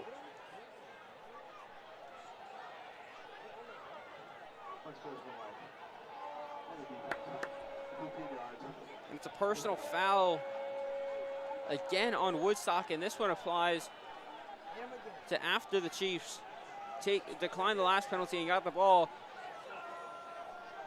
So Brooks' interception will, instead of starting at the 25, will start at the 40. The Chiefs have a little bit better of a position to start with as they go for their 2nd touchdown of the quarter.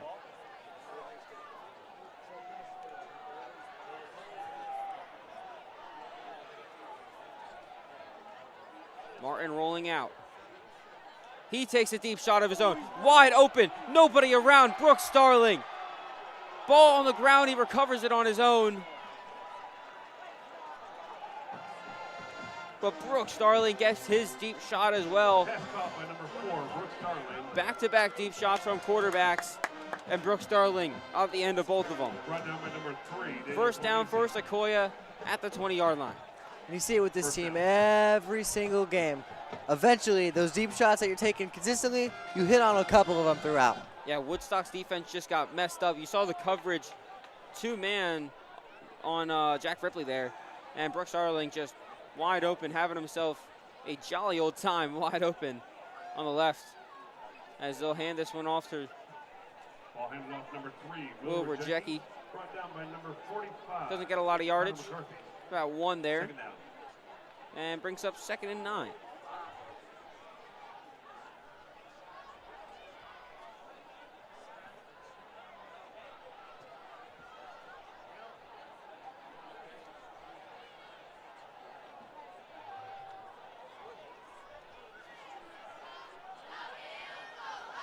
Chiefs enter the red zone.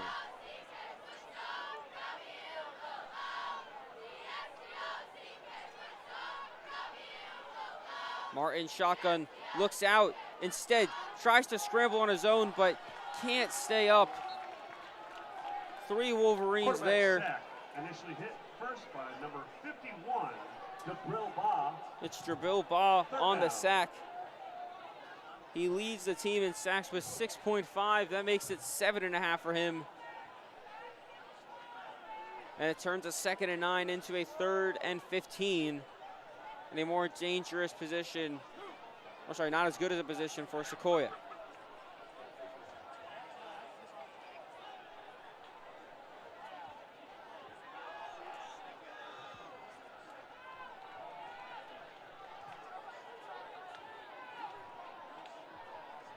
Martin scanning. Calling his shot back of the end zone. Brooks Darling, it's caught. Is it in bounds though? No. Was caught out of bounds. Couldn't get his foot in. Great catch there from Darling. And just slightly overthrown there from Martin. Especially with that pressure, throwing him out of bounds. The Chiefs will settle for a field goal attempt. It's a 40-yarder for Leif Hansen.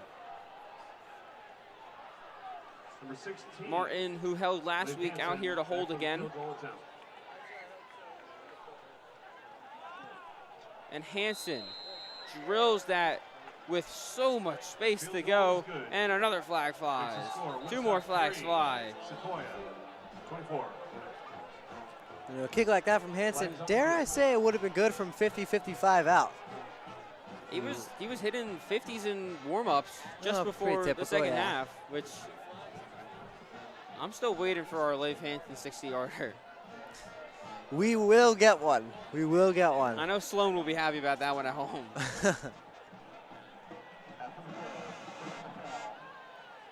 It's a personal foul on Woodstock after the play, so will be impacted on the kickoff. The Chiefs get to kick this one off a little bit closer at Woodstock's own 45.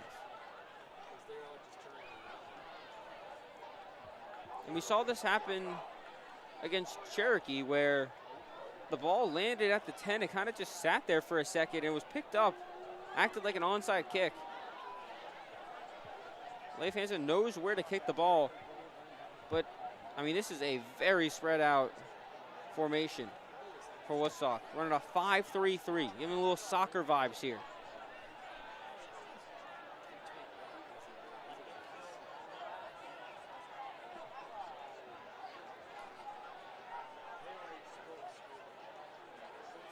We'll see if Hansen tries to put a little bit of placement on this.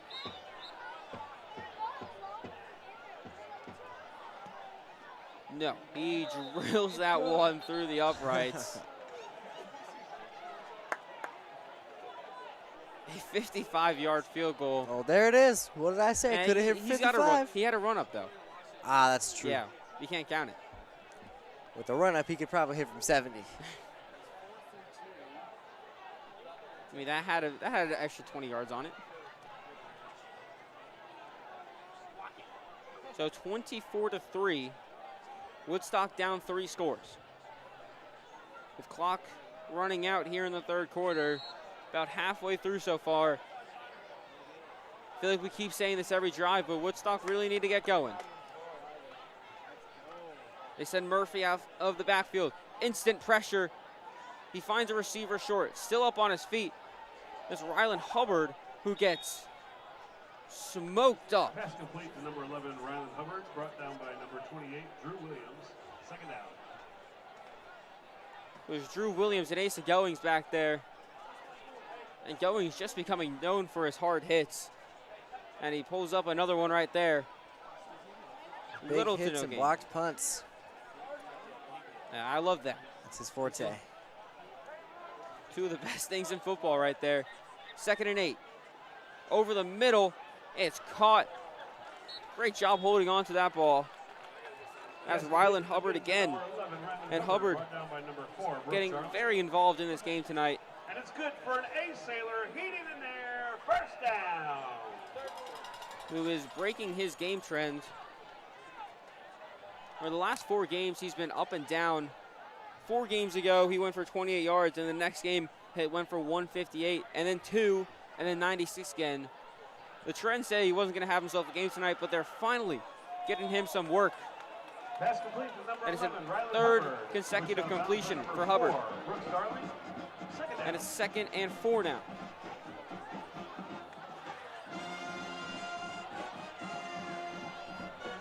Hubbard crosses into 600 reception yards on the season, close to 55 receptions, as he has been the main wide receiver 1 for this offense. If you want to even note a wide receiver 1 with how much they usually tend to spread the ball, as this is a run to Trace Washington. Gain of 1. 3rd and 4. Ball handed off to number 24. Good to see him back in the game after being down for quite a minute there and appearing to have sustained an injury of some sort. And good to see him back in the same quarter as well. Always love to see that. Clock still moving though. Woodstock putting a little bit of zip on their pace of play. Burmeister still trying to get people to jump. Handoff, Washington stuffed at the line of scrimmage. No gain. Ball handed off number 24, Trace Washington. And it's Brought 4th by down. number 0, Michael Fountain. Here comes the punt crew again. Maybe, 4th and 3. or maybe not. They started coming onto the field. You know, 4th and short in a situation like this where you're down 21 points here, headed rapidly to the 4th quarter. You might as well. I see no reason not to go for this here. I mean, if you want to have any chance. Aggressive play calling from the Wolverines. The Chiefs looking for a 4th down stop, and timeout called on Sequoyah. And Woodstock will have a chance to rethink their approach. Ladies and gentlemen, we found some keys in the ladies' restroom.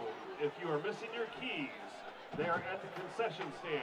Also, we found a credit card. It is also at the concession stand. Wolverines so far this year, Tiara 3-1 Harding. at home. They've been pretty solid. Please go to the Chiefs concession stand. 2-1 on the road. Their only loss coming to River Ridge, and their only common opponent that is indifferent and one team has a win and one team has a loss is that River Ridge. The Wolverines beat them 14-10, and the one major part about that game is that the Wolverines held River Ridge to only 43 yards rushing, which was kind of the turning point of that game for Sequoyah. They just couldn't stop the run game. Woodstock found out how to do that. They've slightly implemented that tonight, but the pass game is just what they did not really account for. And I think a few of those deep shots, especially to Brooks, and a few of those 20-yard passes to Maddox Waller really have caught them off guard and changed the narrative of this game. Burmeister rolling out of the pocket on 4th down, has the completion. And it's 1st down, Nathan Kellner. Number 10, Nathan Kellner, pushed out of bounds by number 11. Woodstock survived this drive. And that's good. And they cross into Sequoyah territory onto the 49, and it's a 1st down.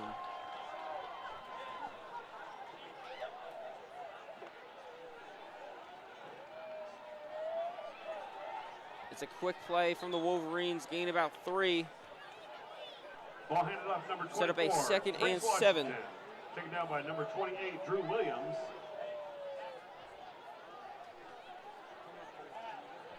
Second down.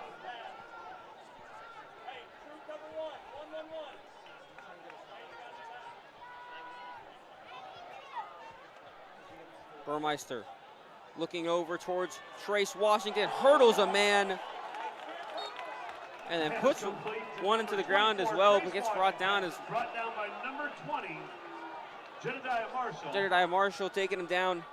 3rd and 3. But sets up 3rd down. Trace Washington with a big play there, hoping to keep this drive alive.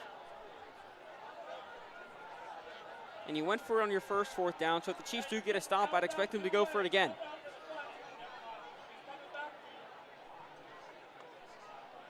And a jump from Sequoyah. They're trying to say that Woodstock jumped first, but you got to think it's going to be offsides. And that would be the 4th of the night, which has been a problem. And so, never mind. It's on Woodstock. It's been called on both teams a fair amount, but Woodstock seemed to be getting in their own heads with the hard counts and on 2s. Yeah, great job from Casey Gant from really recognizing that movement. Gant was on time there. He was the one on time.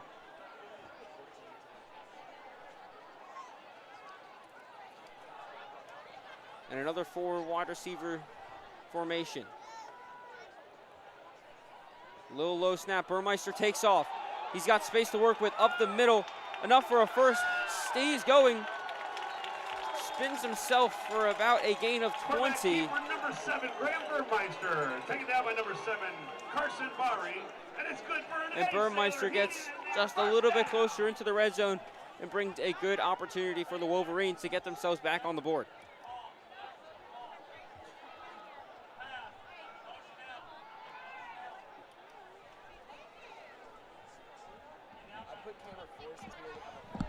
Trace Washington on the outside. Instead, Burmeister runs that one himself. He had Washington open on that far side. I'm surprised he didn't take that rollout from him. Instead, takes a gain of 1. Brought down by number 54. And now it's 2nd and 9. Carson Gant. 2nd down.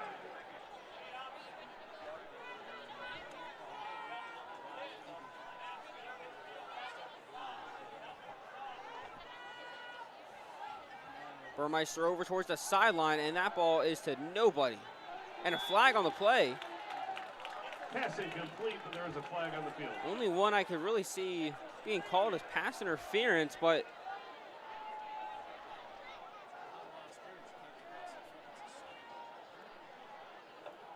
we'll see what the call is here.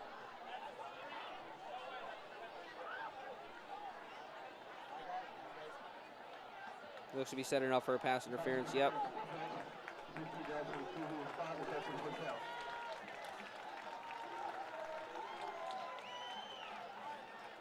So a 15-yard penalty launches the Wolverines into the red zone.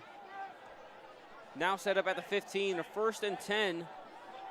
2 minutes left to go in the half. A big red zone play for them.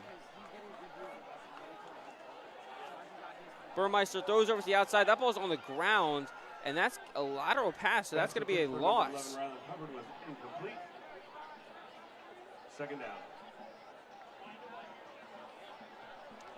I think it was actually ruled an incomplete pass. Yeah, that's what it looks like it is. I looked like it went backwards. It looked from here. Yeah, it looked. Refs say it went forward, so incomplete pass. They'll say 2nd and 10.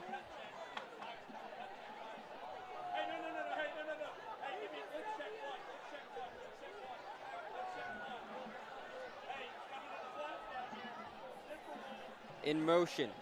Hubbard on the far side, coming over to our near side. Trace Washington up the middle. And he gets stuffed at the line of scrimmage. Only gains about 2. And now it's 3rd and 8. And again, 3rd and long position for Woodstock. Number 28, Drew Williams. And Washington now is going to come off the field limping and looks to have re-agitated that injury he picked up earlier in the quarter, and that is not good news for the Wolverines. They'll have to go this 3rd down without him. Nobody in the backfield. We could see a design QB run from Burmeister, but 5 wide receivers out. He is sacked by Drew Williams. He picks it up, throws it on the run. Does he have enough for a first? Pass completed to number 8, Delvon Wilson, Not enough for a first, but it makes it 4th and manageable, and I thought that play was dead. 4th and 3. Is this another example of the announcer's curse that we were seeing here, All Jake? right, we don't need to keep bringing it up. I'll take the blame on that one. But no, a bit of a sloppy play from Sequoiah's defense that has really been on point tonight, and those are plays you just have to make them, Jake. I mean, yeah, you pretty much have the quarterback wrapped up. You cannot let Burmeister get out of that. He finds his receiver. It wasn't enough for a first, so a big 4th down now. Xavier Murphy back in the game at running back. Trace Washington still out. They sent DJ Wilson across the field, 4th and 3. Burmeister trying to throw instead.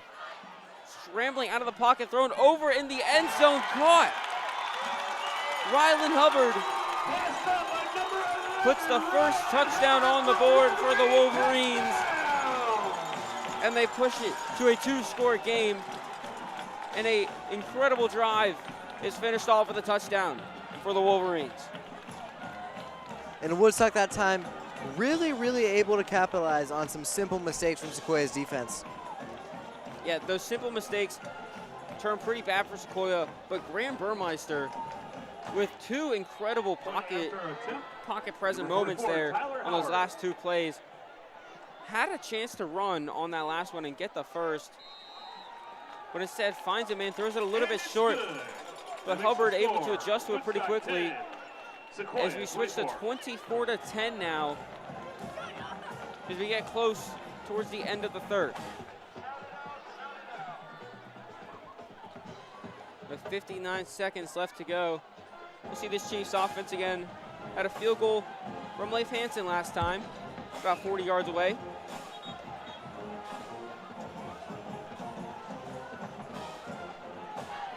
I'm going to expect a little bit of a more run-sided drive here. Just kill as much time off the clock as you can and just try to create some plays for Will Rejeki to do something.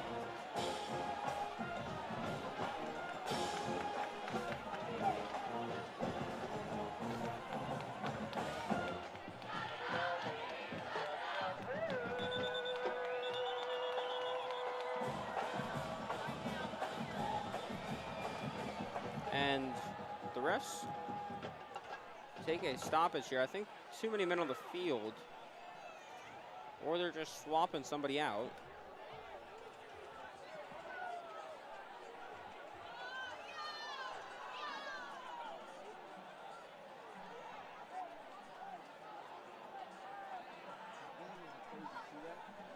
I think Tyler Barbera might have a little bit of blood. So he had to step off for the play. That's why the refs called it down. But Tyler Howard to kick off now. Refs won't stop him on this one.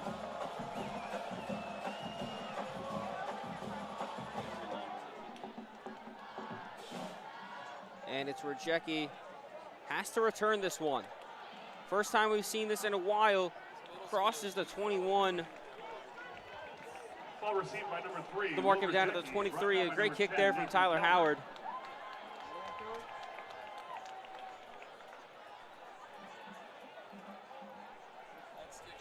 And we'll see this Sequoyah offense take the field again. Let's put some more points up on the board. As I said just a bit ago, expect a lot of rushing this drive and maybe even another rushing touchdown. And the trend so far this season is that when Sequoyah have over two rushing touchdowns, they have been perfect. In games where they have one or less, they have been 1-1. And that other one game was a more closer one for them. A 5-yard gain there from Rejeki. Chiefs have 2 rushing touchdowns so far tonight, so they've passed that milestone. And they have a lead as we approach the 4th quarter. As they'll take all the time off of the clock that they can. They have to run one more play. And then they can running out to the end of the quarter. It's a handoff once again, pushing his way forward. Gets about 2 yards of gain. Number 3, Will Rejeki. And it's 3rd and 4 as we'll take a break Third down. between quarters, bringing up to the 4th. It's a 2-score ball game And that in takes Woodstock. us to the end of the 3rd quarter. Once again, the score, Woodstock 10, Sequoyah 24. The Woodstock defense is going to need to stop here if they want to find themselves a way back into this game. And a few good stops here, you're kind of forcing Sequoyah into a spot where they don't really want to be. It's a little far away from a run. It's also a little short for a pass. What do you do on this drive? Well, if it was me, while Will Rejeki is a great player and he's popped out for some big runs, I don't know if I'm trusting him to get 5 on a play like this, because this play could very well define how the rest of this game goes. If it's me, I'm running either a screen maybe to Will Rejeki from looking at him, or some sort of short quick in or quick out play. Yeah, I feel like you have to go with a more passing approach here. It's just too risky to run the ball, and especially on that last play, Woodstock read the play well, got to him before he even really got a lot of yardage. And now in a 3rd down situation, kind of close to your own end zone, if you don't get it here, you're forced to punt. That is the unfortunate reality of the situation for the Sequoyah offense, so ideally they will convert this 3rd down.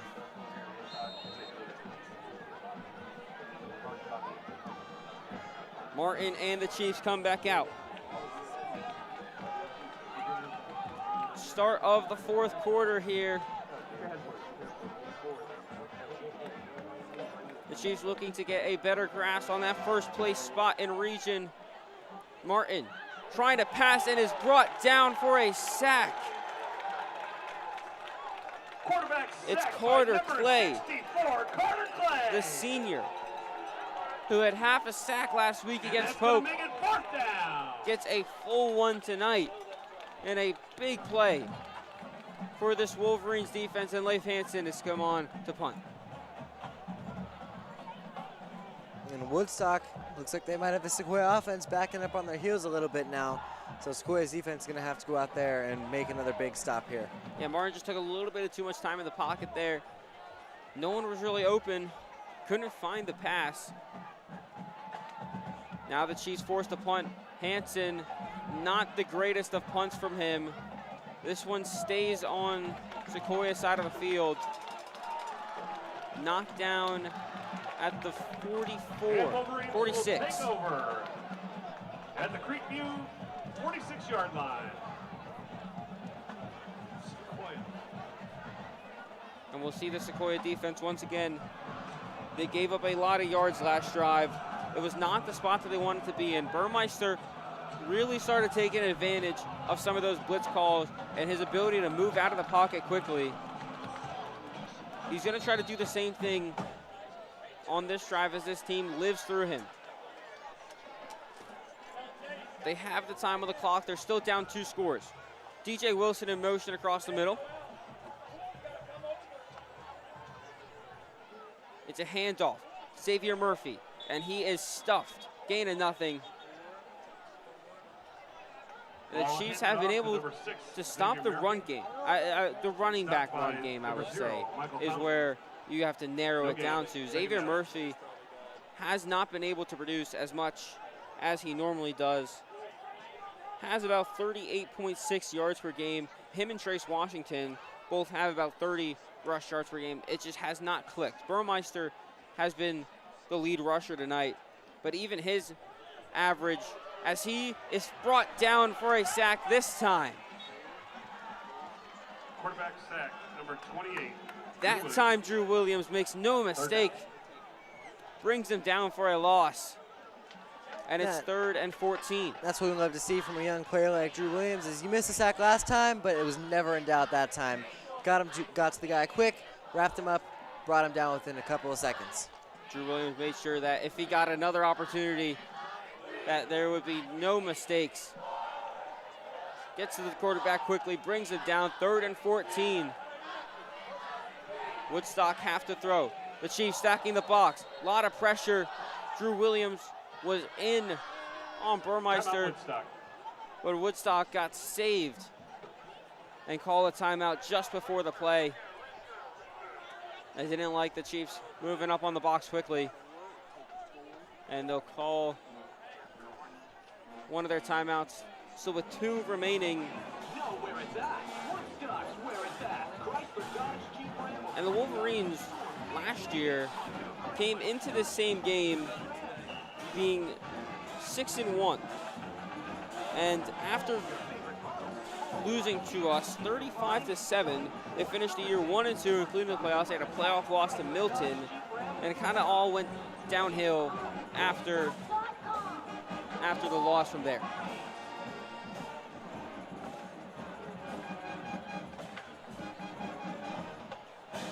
A lot of people were high on Woodstock last year, and they had a very young team, a lot of sophomores. It's the same way this year, a lot of juniors, and they're making a little bit of ripple, but they're going to need another statement win tonight, and they're down 2 scores with a 3rd and long. Only 2 wide receivers out. Not something you've seen a lot of tonight. Burmeister looking to throw. Deep shot over the right side to really nobody. It was intended for Trace Washington, but fell way short of him. I got kind of lost in who he was looking for. And the punt crew comes out. Oh. On 4th and very long. There you go. Thanks for finishing my sentence there. Anytime, Jake. That's what I'm here for.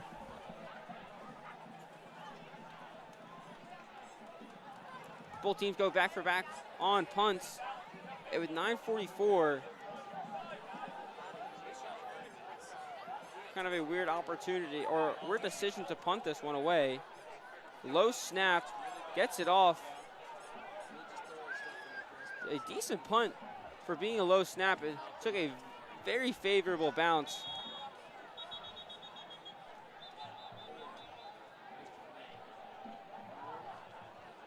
And this ball is called dead at about the 18-yard line. Ball was punted by number 30, Ian Roberson.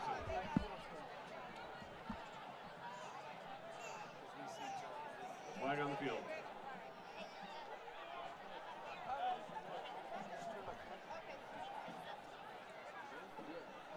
There's a flag. And it's a legal formation on the kicking team. So they're going to re-kick this one. Turning off your scoreboard camera? Excuse me? And Here comes now, oh, we're not going to re-kick. Are y'all shutting off We're just your going to scoreboard camera? take this one from the 20. Yeah. It's We're going to take a 5-yard penalty after the punt. battery down. So a 22-yard line is where we'll start this all. A little bit confusing. Confusing us up here in the booth. But the Chiefs start this drive from the 22. 9:33 on the clock. A lot of time to kill. 2-score ball game. This is Will Rejeki time. Hand it off instead to Holden Campbell. And he gets body slammed to the ground there. Ball handed off number 10, Holden Campbell. Gain of about 3. Brought down by number 50, James D'Amico. Solid carry to open the drive. Keeps clock rolling, kills some time.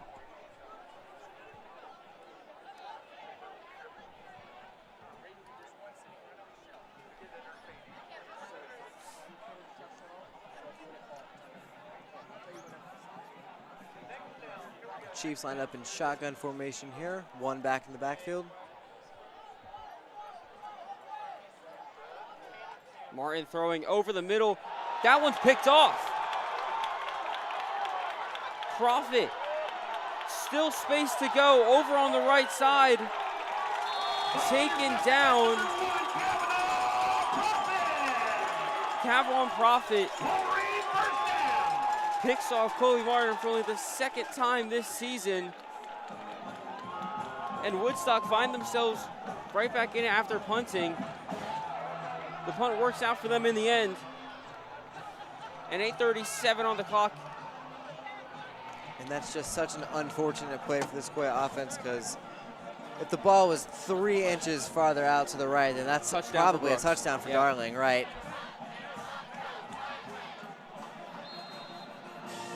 Burmeister near the end zone, or near the red zone. Woodstock seem very frustrated right now. They have time on the play clock. They rush a guy on at the last second. And that is going to be a false start on Woodstock, as all the commotion of bringing a man out onto the field kind of just got everybody distracted. 5-yard penalty. Now 2nd and 15. They'll look to run the same play here. Burmeister design run, right up the middle. Gets all the yardage back from the flag and more. A yard short of the first. Keeper number 7, Graham Burmeister, brought down by number 11, Asa Goings. 8:25 on the clock. 2nd down.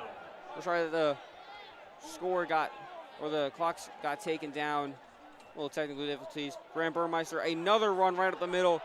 That time it's enough to move the chains. It keeps the clock moving. Keeper Graham Burmeister, and it's going to be good for an A-Sailor. Hit it in there. First down. And it's 8:11 now.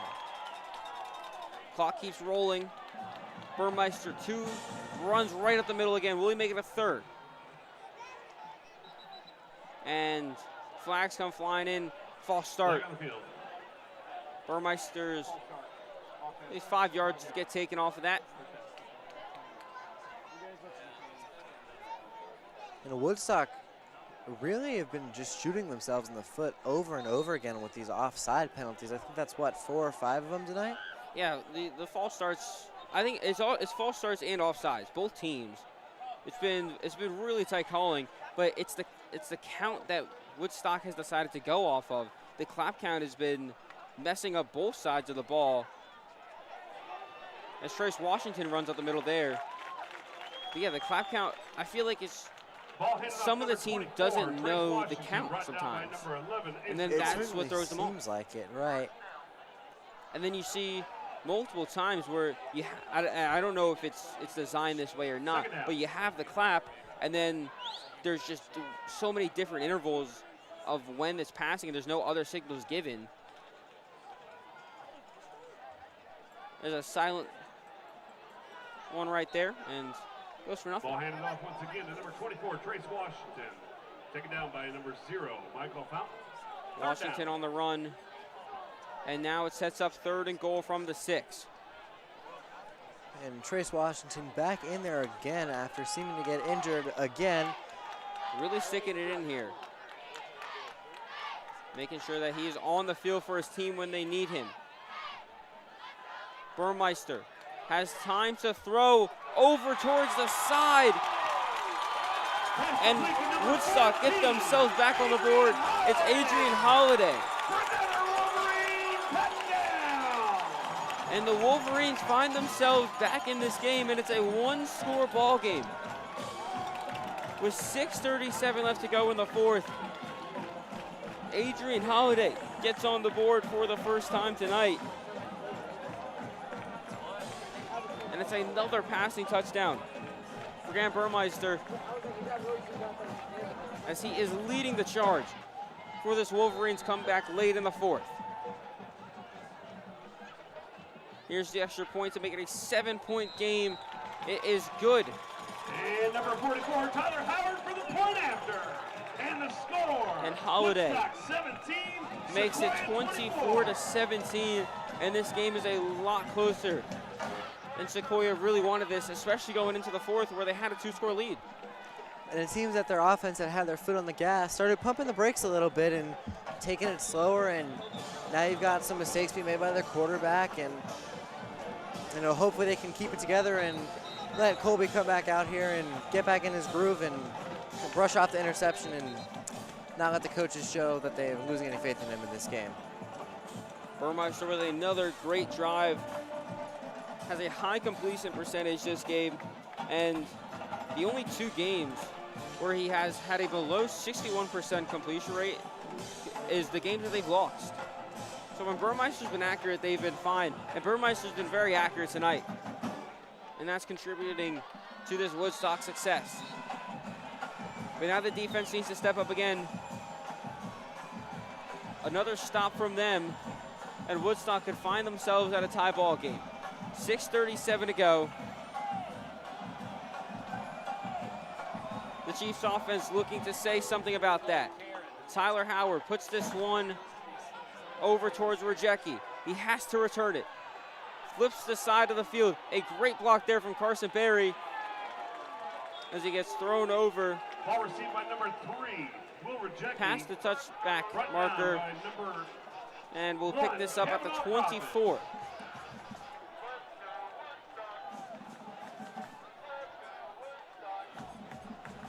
With 6:24 on the clock, a few first downs, and a few successful runs from Will could see themselves out of this game. I mean, this is an interesting drive for the Chiefs here because you want to kill time, but at the same time, you only need 3 points and good clock management to really put this one on ice, and we'll see how they handle that here. And as that one stuffed at the line of scrimmage, Number 3, Will Rejeki. 2nd and 10. Tackled by number 44, Tyler Howard. It's a gain of 1, 2nd down.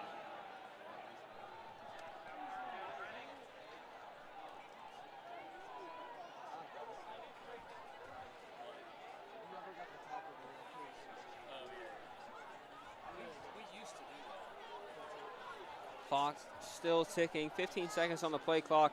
She's taking as much time off as they can. 5 seconds left to go. They're not set yet. 1 second left. They're finally set. It's Rejeki making space for himself on the far side. Gets hit as he's going out of bounds. Still a knocked out of bounds by number 2, Tyler. got a 4-yard gain there, but not enough for a first. At a familiar position again, 3rd and 4. We saw this last time where Chiefs really had to decide between pass and a rush. They went with pass and worked out. We'll see what they draw up here. Wolverine fans, let me hear ya! 3 receivers out wide. Woodstock in man coverage. Martin throws over to Darling. Shrugs off a defender and falls forward for a first down. And the Chiefs take another 2 minutes off the clock with this one. Pass complete to number 4. Woodstock do have 2 timeouts left. Number 65. They're going to have to start using them soon if the offense keeps moving like this. It's a first down. Martin coming back into the huddle. 15 seconds on the play clock to go.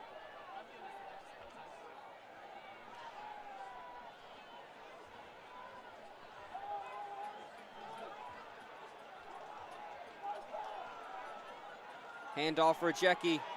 He creates some space for himself. Rejeki, 2 defenders behind him. Nobody to stop him. Will Rejeki Number 3, Will Rejeki. seals the deal for Sequoyah. And there's that hat trick. There's that hat trick. Number 3 from Will as he keeps adding to an incredible season. His 20th total touchdown on the year. There is not much more you can ask from Will Rejeki. A 60-yard rush. And how about the offensive line on that one, Jake? I don't think I have ever seen our offensive line from Sequoyah make a gap quite that big for Rejeki to run through. This offensive line doesn't get as much appreciation as it should. Charlie Miller, Alex Brewer, Brody Craig, Riley O'Neal. Who else am I missing out there? Point after is good. Makes the Oh, score. Colton. Woodstock Colton 17, Bass, yeah. Sequoyah 34. I knew I was missing somebody. But all 5 of them doing a wonderful job that time to allow Will to pop off for a 60-yarder. A great run there from Will, and a little bit of uncertainty in this game. gives the Chiefs a bit more of a cushion, 31-17. As Woodstock have to answer back very quickly now if they want to find themselves back in this one. But it will be a difficult task.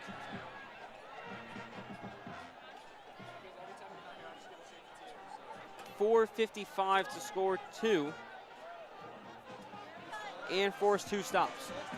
Or force 1 stop, that's all they really need. Theoretically, 1 stop from Sequoiah's defense should do it. Yeah.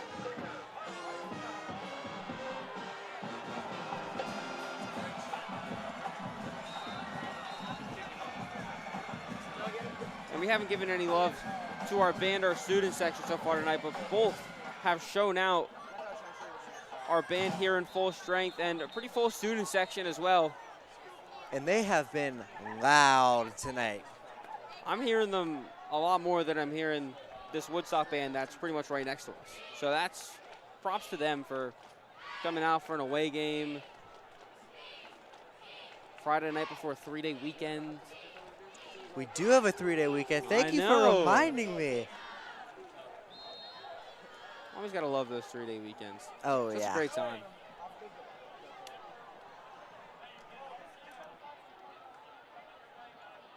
Wolverines take over at their own 20. A 1st and 10 situation. Burmeister needs to get something going. And they hand off the ball to Xavier Murphy, who is instantly swarmed. He goes for 2 yards. And a bit of an interesting look from Woodstock running the ball here. Yeah, I feel like it's more kind of a surrender kind of run. Yeah, you beat us. It almost feels like it, but unless it's like trying to throw Sequoyah off their game, and now they'll take a shot deep downfield. Burmeister, they get the jump. Unless they're gonna say false start, but I'm gonna say that one is an offsides. Yep, or sorry, encroachment. So many technical terms for the jumping offsides on both sides of the ball. You got offsides, encroachment, neutral zone. Neutral zone infraction. Yep. False start. False start. Can't forget false start. A lot of terms. Now 2nd and 4. They get 5 free yards from that one. Burmeister designed run, almost wrapped up from behind. Gets enough for a first. 1st and 10. Clock still moving. Woodstock not really in a hurry-up offense.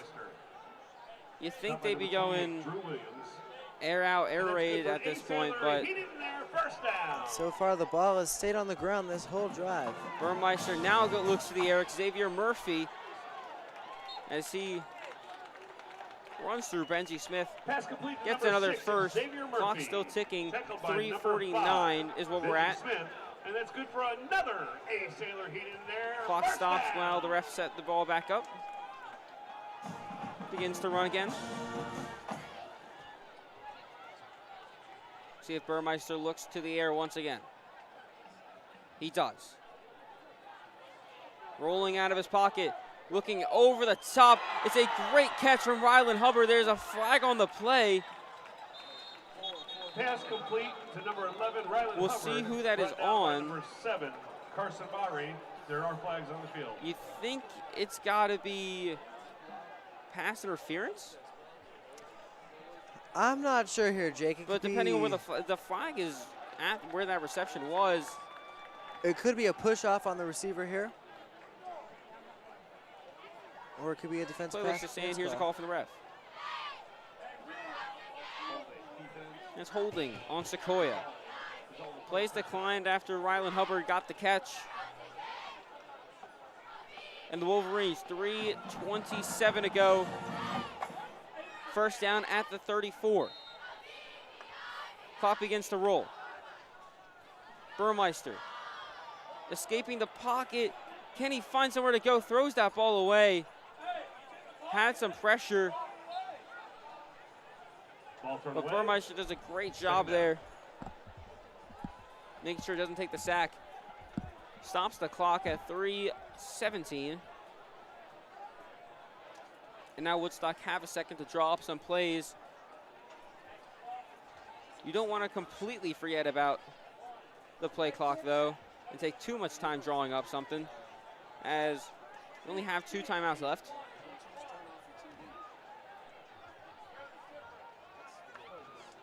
And no flag there. There's a pitch to Trace Washington. It took a very favorable bounce right back up into his arms, but it's a heavy loss, and it's 3rd and long again. 3rd and 15. 3rd down. They lose 4 yards. 3rd and about 14 here or so. Yeah. And clock rolling, 2:50 now. Chiefs have a chance to force another stop. Burmeister has to look to the air. A low snap, throws it over to Washington, has 1 man to beat, and he won't get past Drew Williams. Pass complete, number 24, Trace Washington, tripped up by number 28. Gets tripped up, Drew Williams. does get rolled out of bounds. 4th down. So it sets up 4th down. It'll be 4th and 11 with 2:30 to go. And they really have no choice but to go for it here if they want to have any hope of staying alive tonight.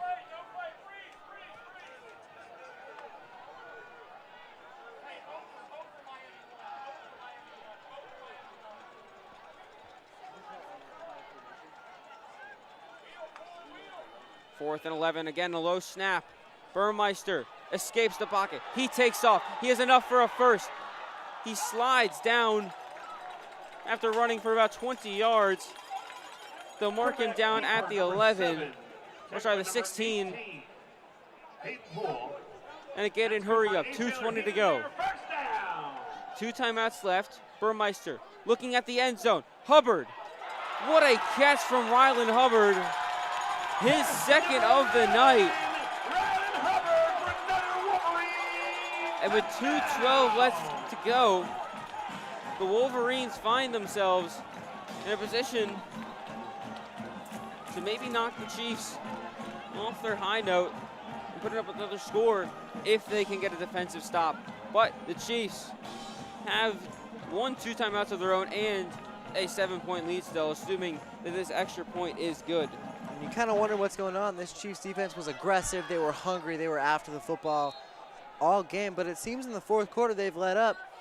And pending the kick, which is good, they have let up 21 points in just the 4th quarter. Howard is good. And it's just Burmeister. I feel like it's Burmeister, him finding his rhythm. If Burmeister had found this type of momentum in that 1st quarter, this would have been a completely different game. Absolutely, completely different game. It's the fact that this came so late in the game, and now it might just be a little bit too late. This Woodstock defense has to get something going. They just let up a 60-yard rush touchdown to Will Rejeki, and you're going to expect the Chiefs to go to the run game again. Wolverines are going to have to figure out a way to stop him. Stop him, stop the clock, and get themselves back out, get their offense back out on the field. So as we come to the end of this one, Creekview is up 42-7 against Pope. So they'll maintain the same record, and then they'll move up to 4-1, and they will stay in 1st place in region pending the other results on the night. Sprayberry at the start of the 3rd is up 14-10 against River Ridge, and then Lassiter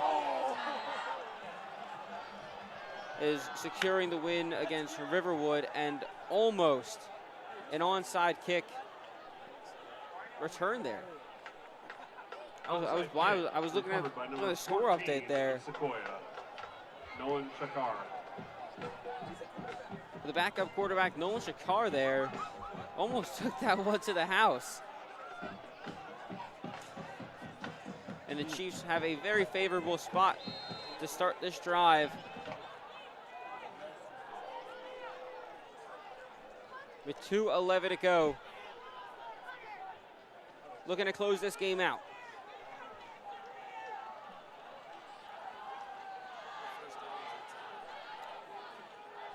The 2 running back formation, we see It's Rejeki. A short gain. Timeout called. 2:06. Ball handed off number 3. And Woodstock Will Rejeki. had their first stop, 2nd and Stopped by 10. number 64, Carter Clay, and number 50, James D'Amico. 2nd down. Timeout Woodstock. And with that last rush on the last drive, the Chiefs surpassed 120 rush yards, which their last 2 games they didn't manage to hit. Against River Ridge in that last game without Rejeki, their rush total took a little bit of a toll. Coming back into tonight with him, they surpassed that margin. And, you know, naturally. Yeah. And the weird thing is, since before those 2 games, the Chiefs had hit it in every single game before that.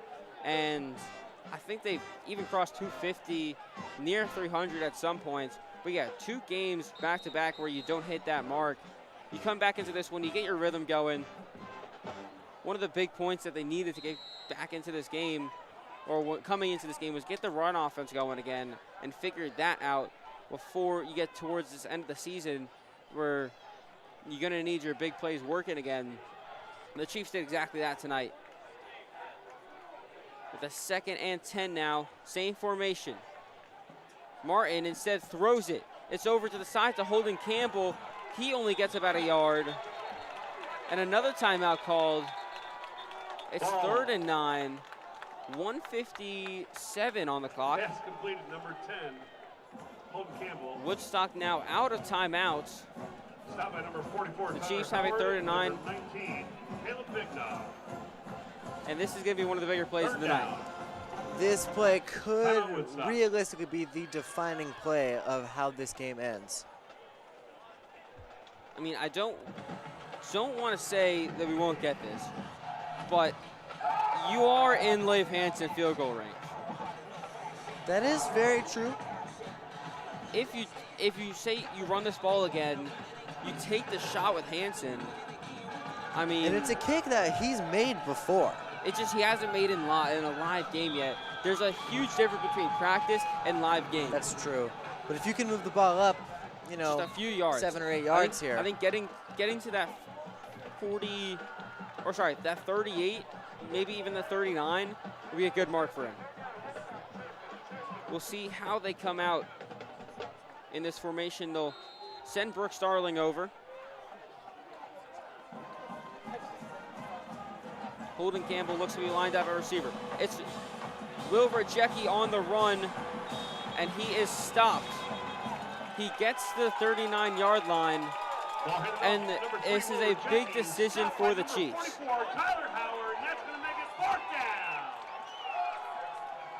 You're going to kill as much clock as you can and then take your timeout. The Chiefs should be able to drop this to about 1:20 left on the clock. Currently, we're ticking at 1:40 with 20 seconds left on the play clock. But do you take the kick here? It is a bit of a dilemma here. You know, your defense was playing really well, but you might be a little more iffy on them now with how they played, particularly in this 4th quarter, giving up 3 scores, 2 of them through the air. If they do decide to take the kick here, it's a 44-yarder. Which Hansen has made before. I'm not exactly sure what his long in the game is. He hit a 49 last month.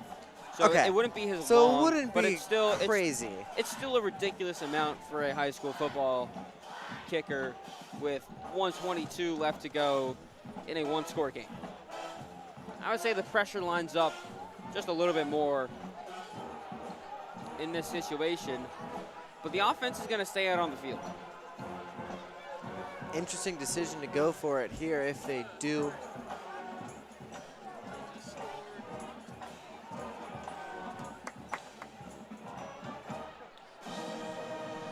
All signs pointing towards the Chiefs taking. Well, the clock is running again. I think there was a mess up in the play clock. So at 1:35 now, the clock is rolling down. With 20 seconds left on the play clock, this will bring it down to 110. And the Chiefs are bringing out a unit. And they're going to punt it. So Leif Hanson's going to come out to punt. Now they'll take their timeout. And a flag on the play. I'm not even going to lie, I have no idea what's happening right now. I think Sequoyah may have taken the delay game to move it back 5 yards and set up for a punt. Sorry, I thought the clock was messing up because they kept resetting. Well, I think it was. They reset it like 3 or 4 times. So but I think we're good now. Yeah. Comfortably at 105. Chiefs take a delay of game. They give Hanson a little bit more space to do a full-powered kick. They will punt it here.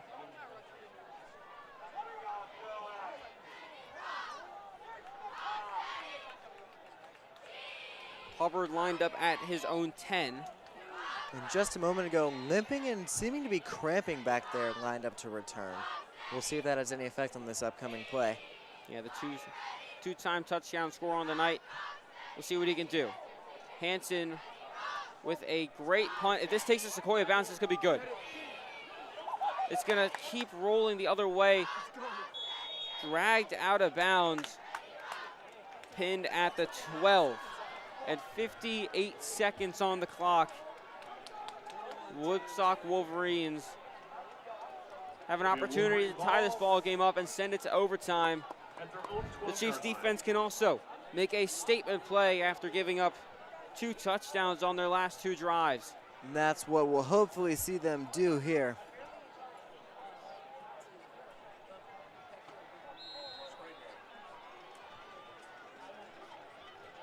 Here come the Wolverines offense.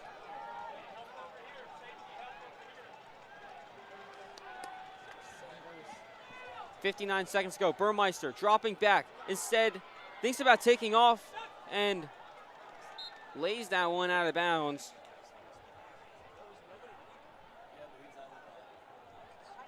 Nowhere for Burmeister to go. Loses 5 seconds on the clock and loses it down.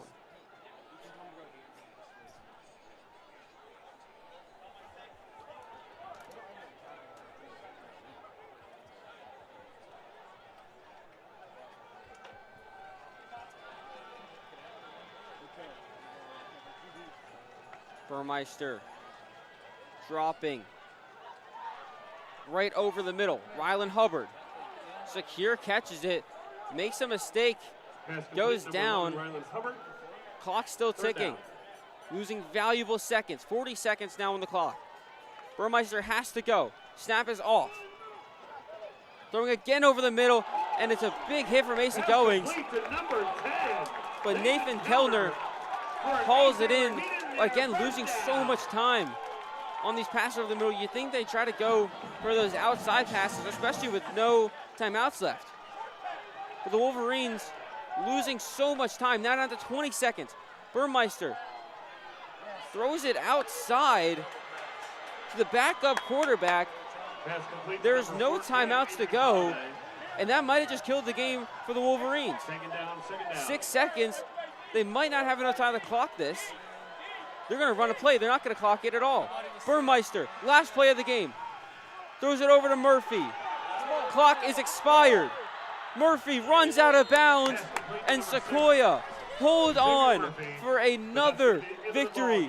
They move up to 7-1 on the year and 4-1 in region, and they still remain in first place. Creekview will get their win, so they'll at least be tied with Creekview. And then over in that Sprayberry-River Ridge game, Sprayberry's at 21-10. So it could drop down to a 3-way tie in region tonight, and that's exactly what the Chiefs want. As when they go and take on Creekview in the last game of the season, the Chiefs next week at home versus Pope.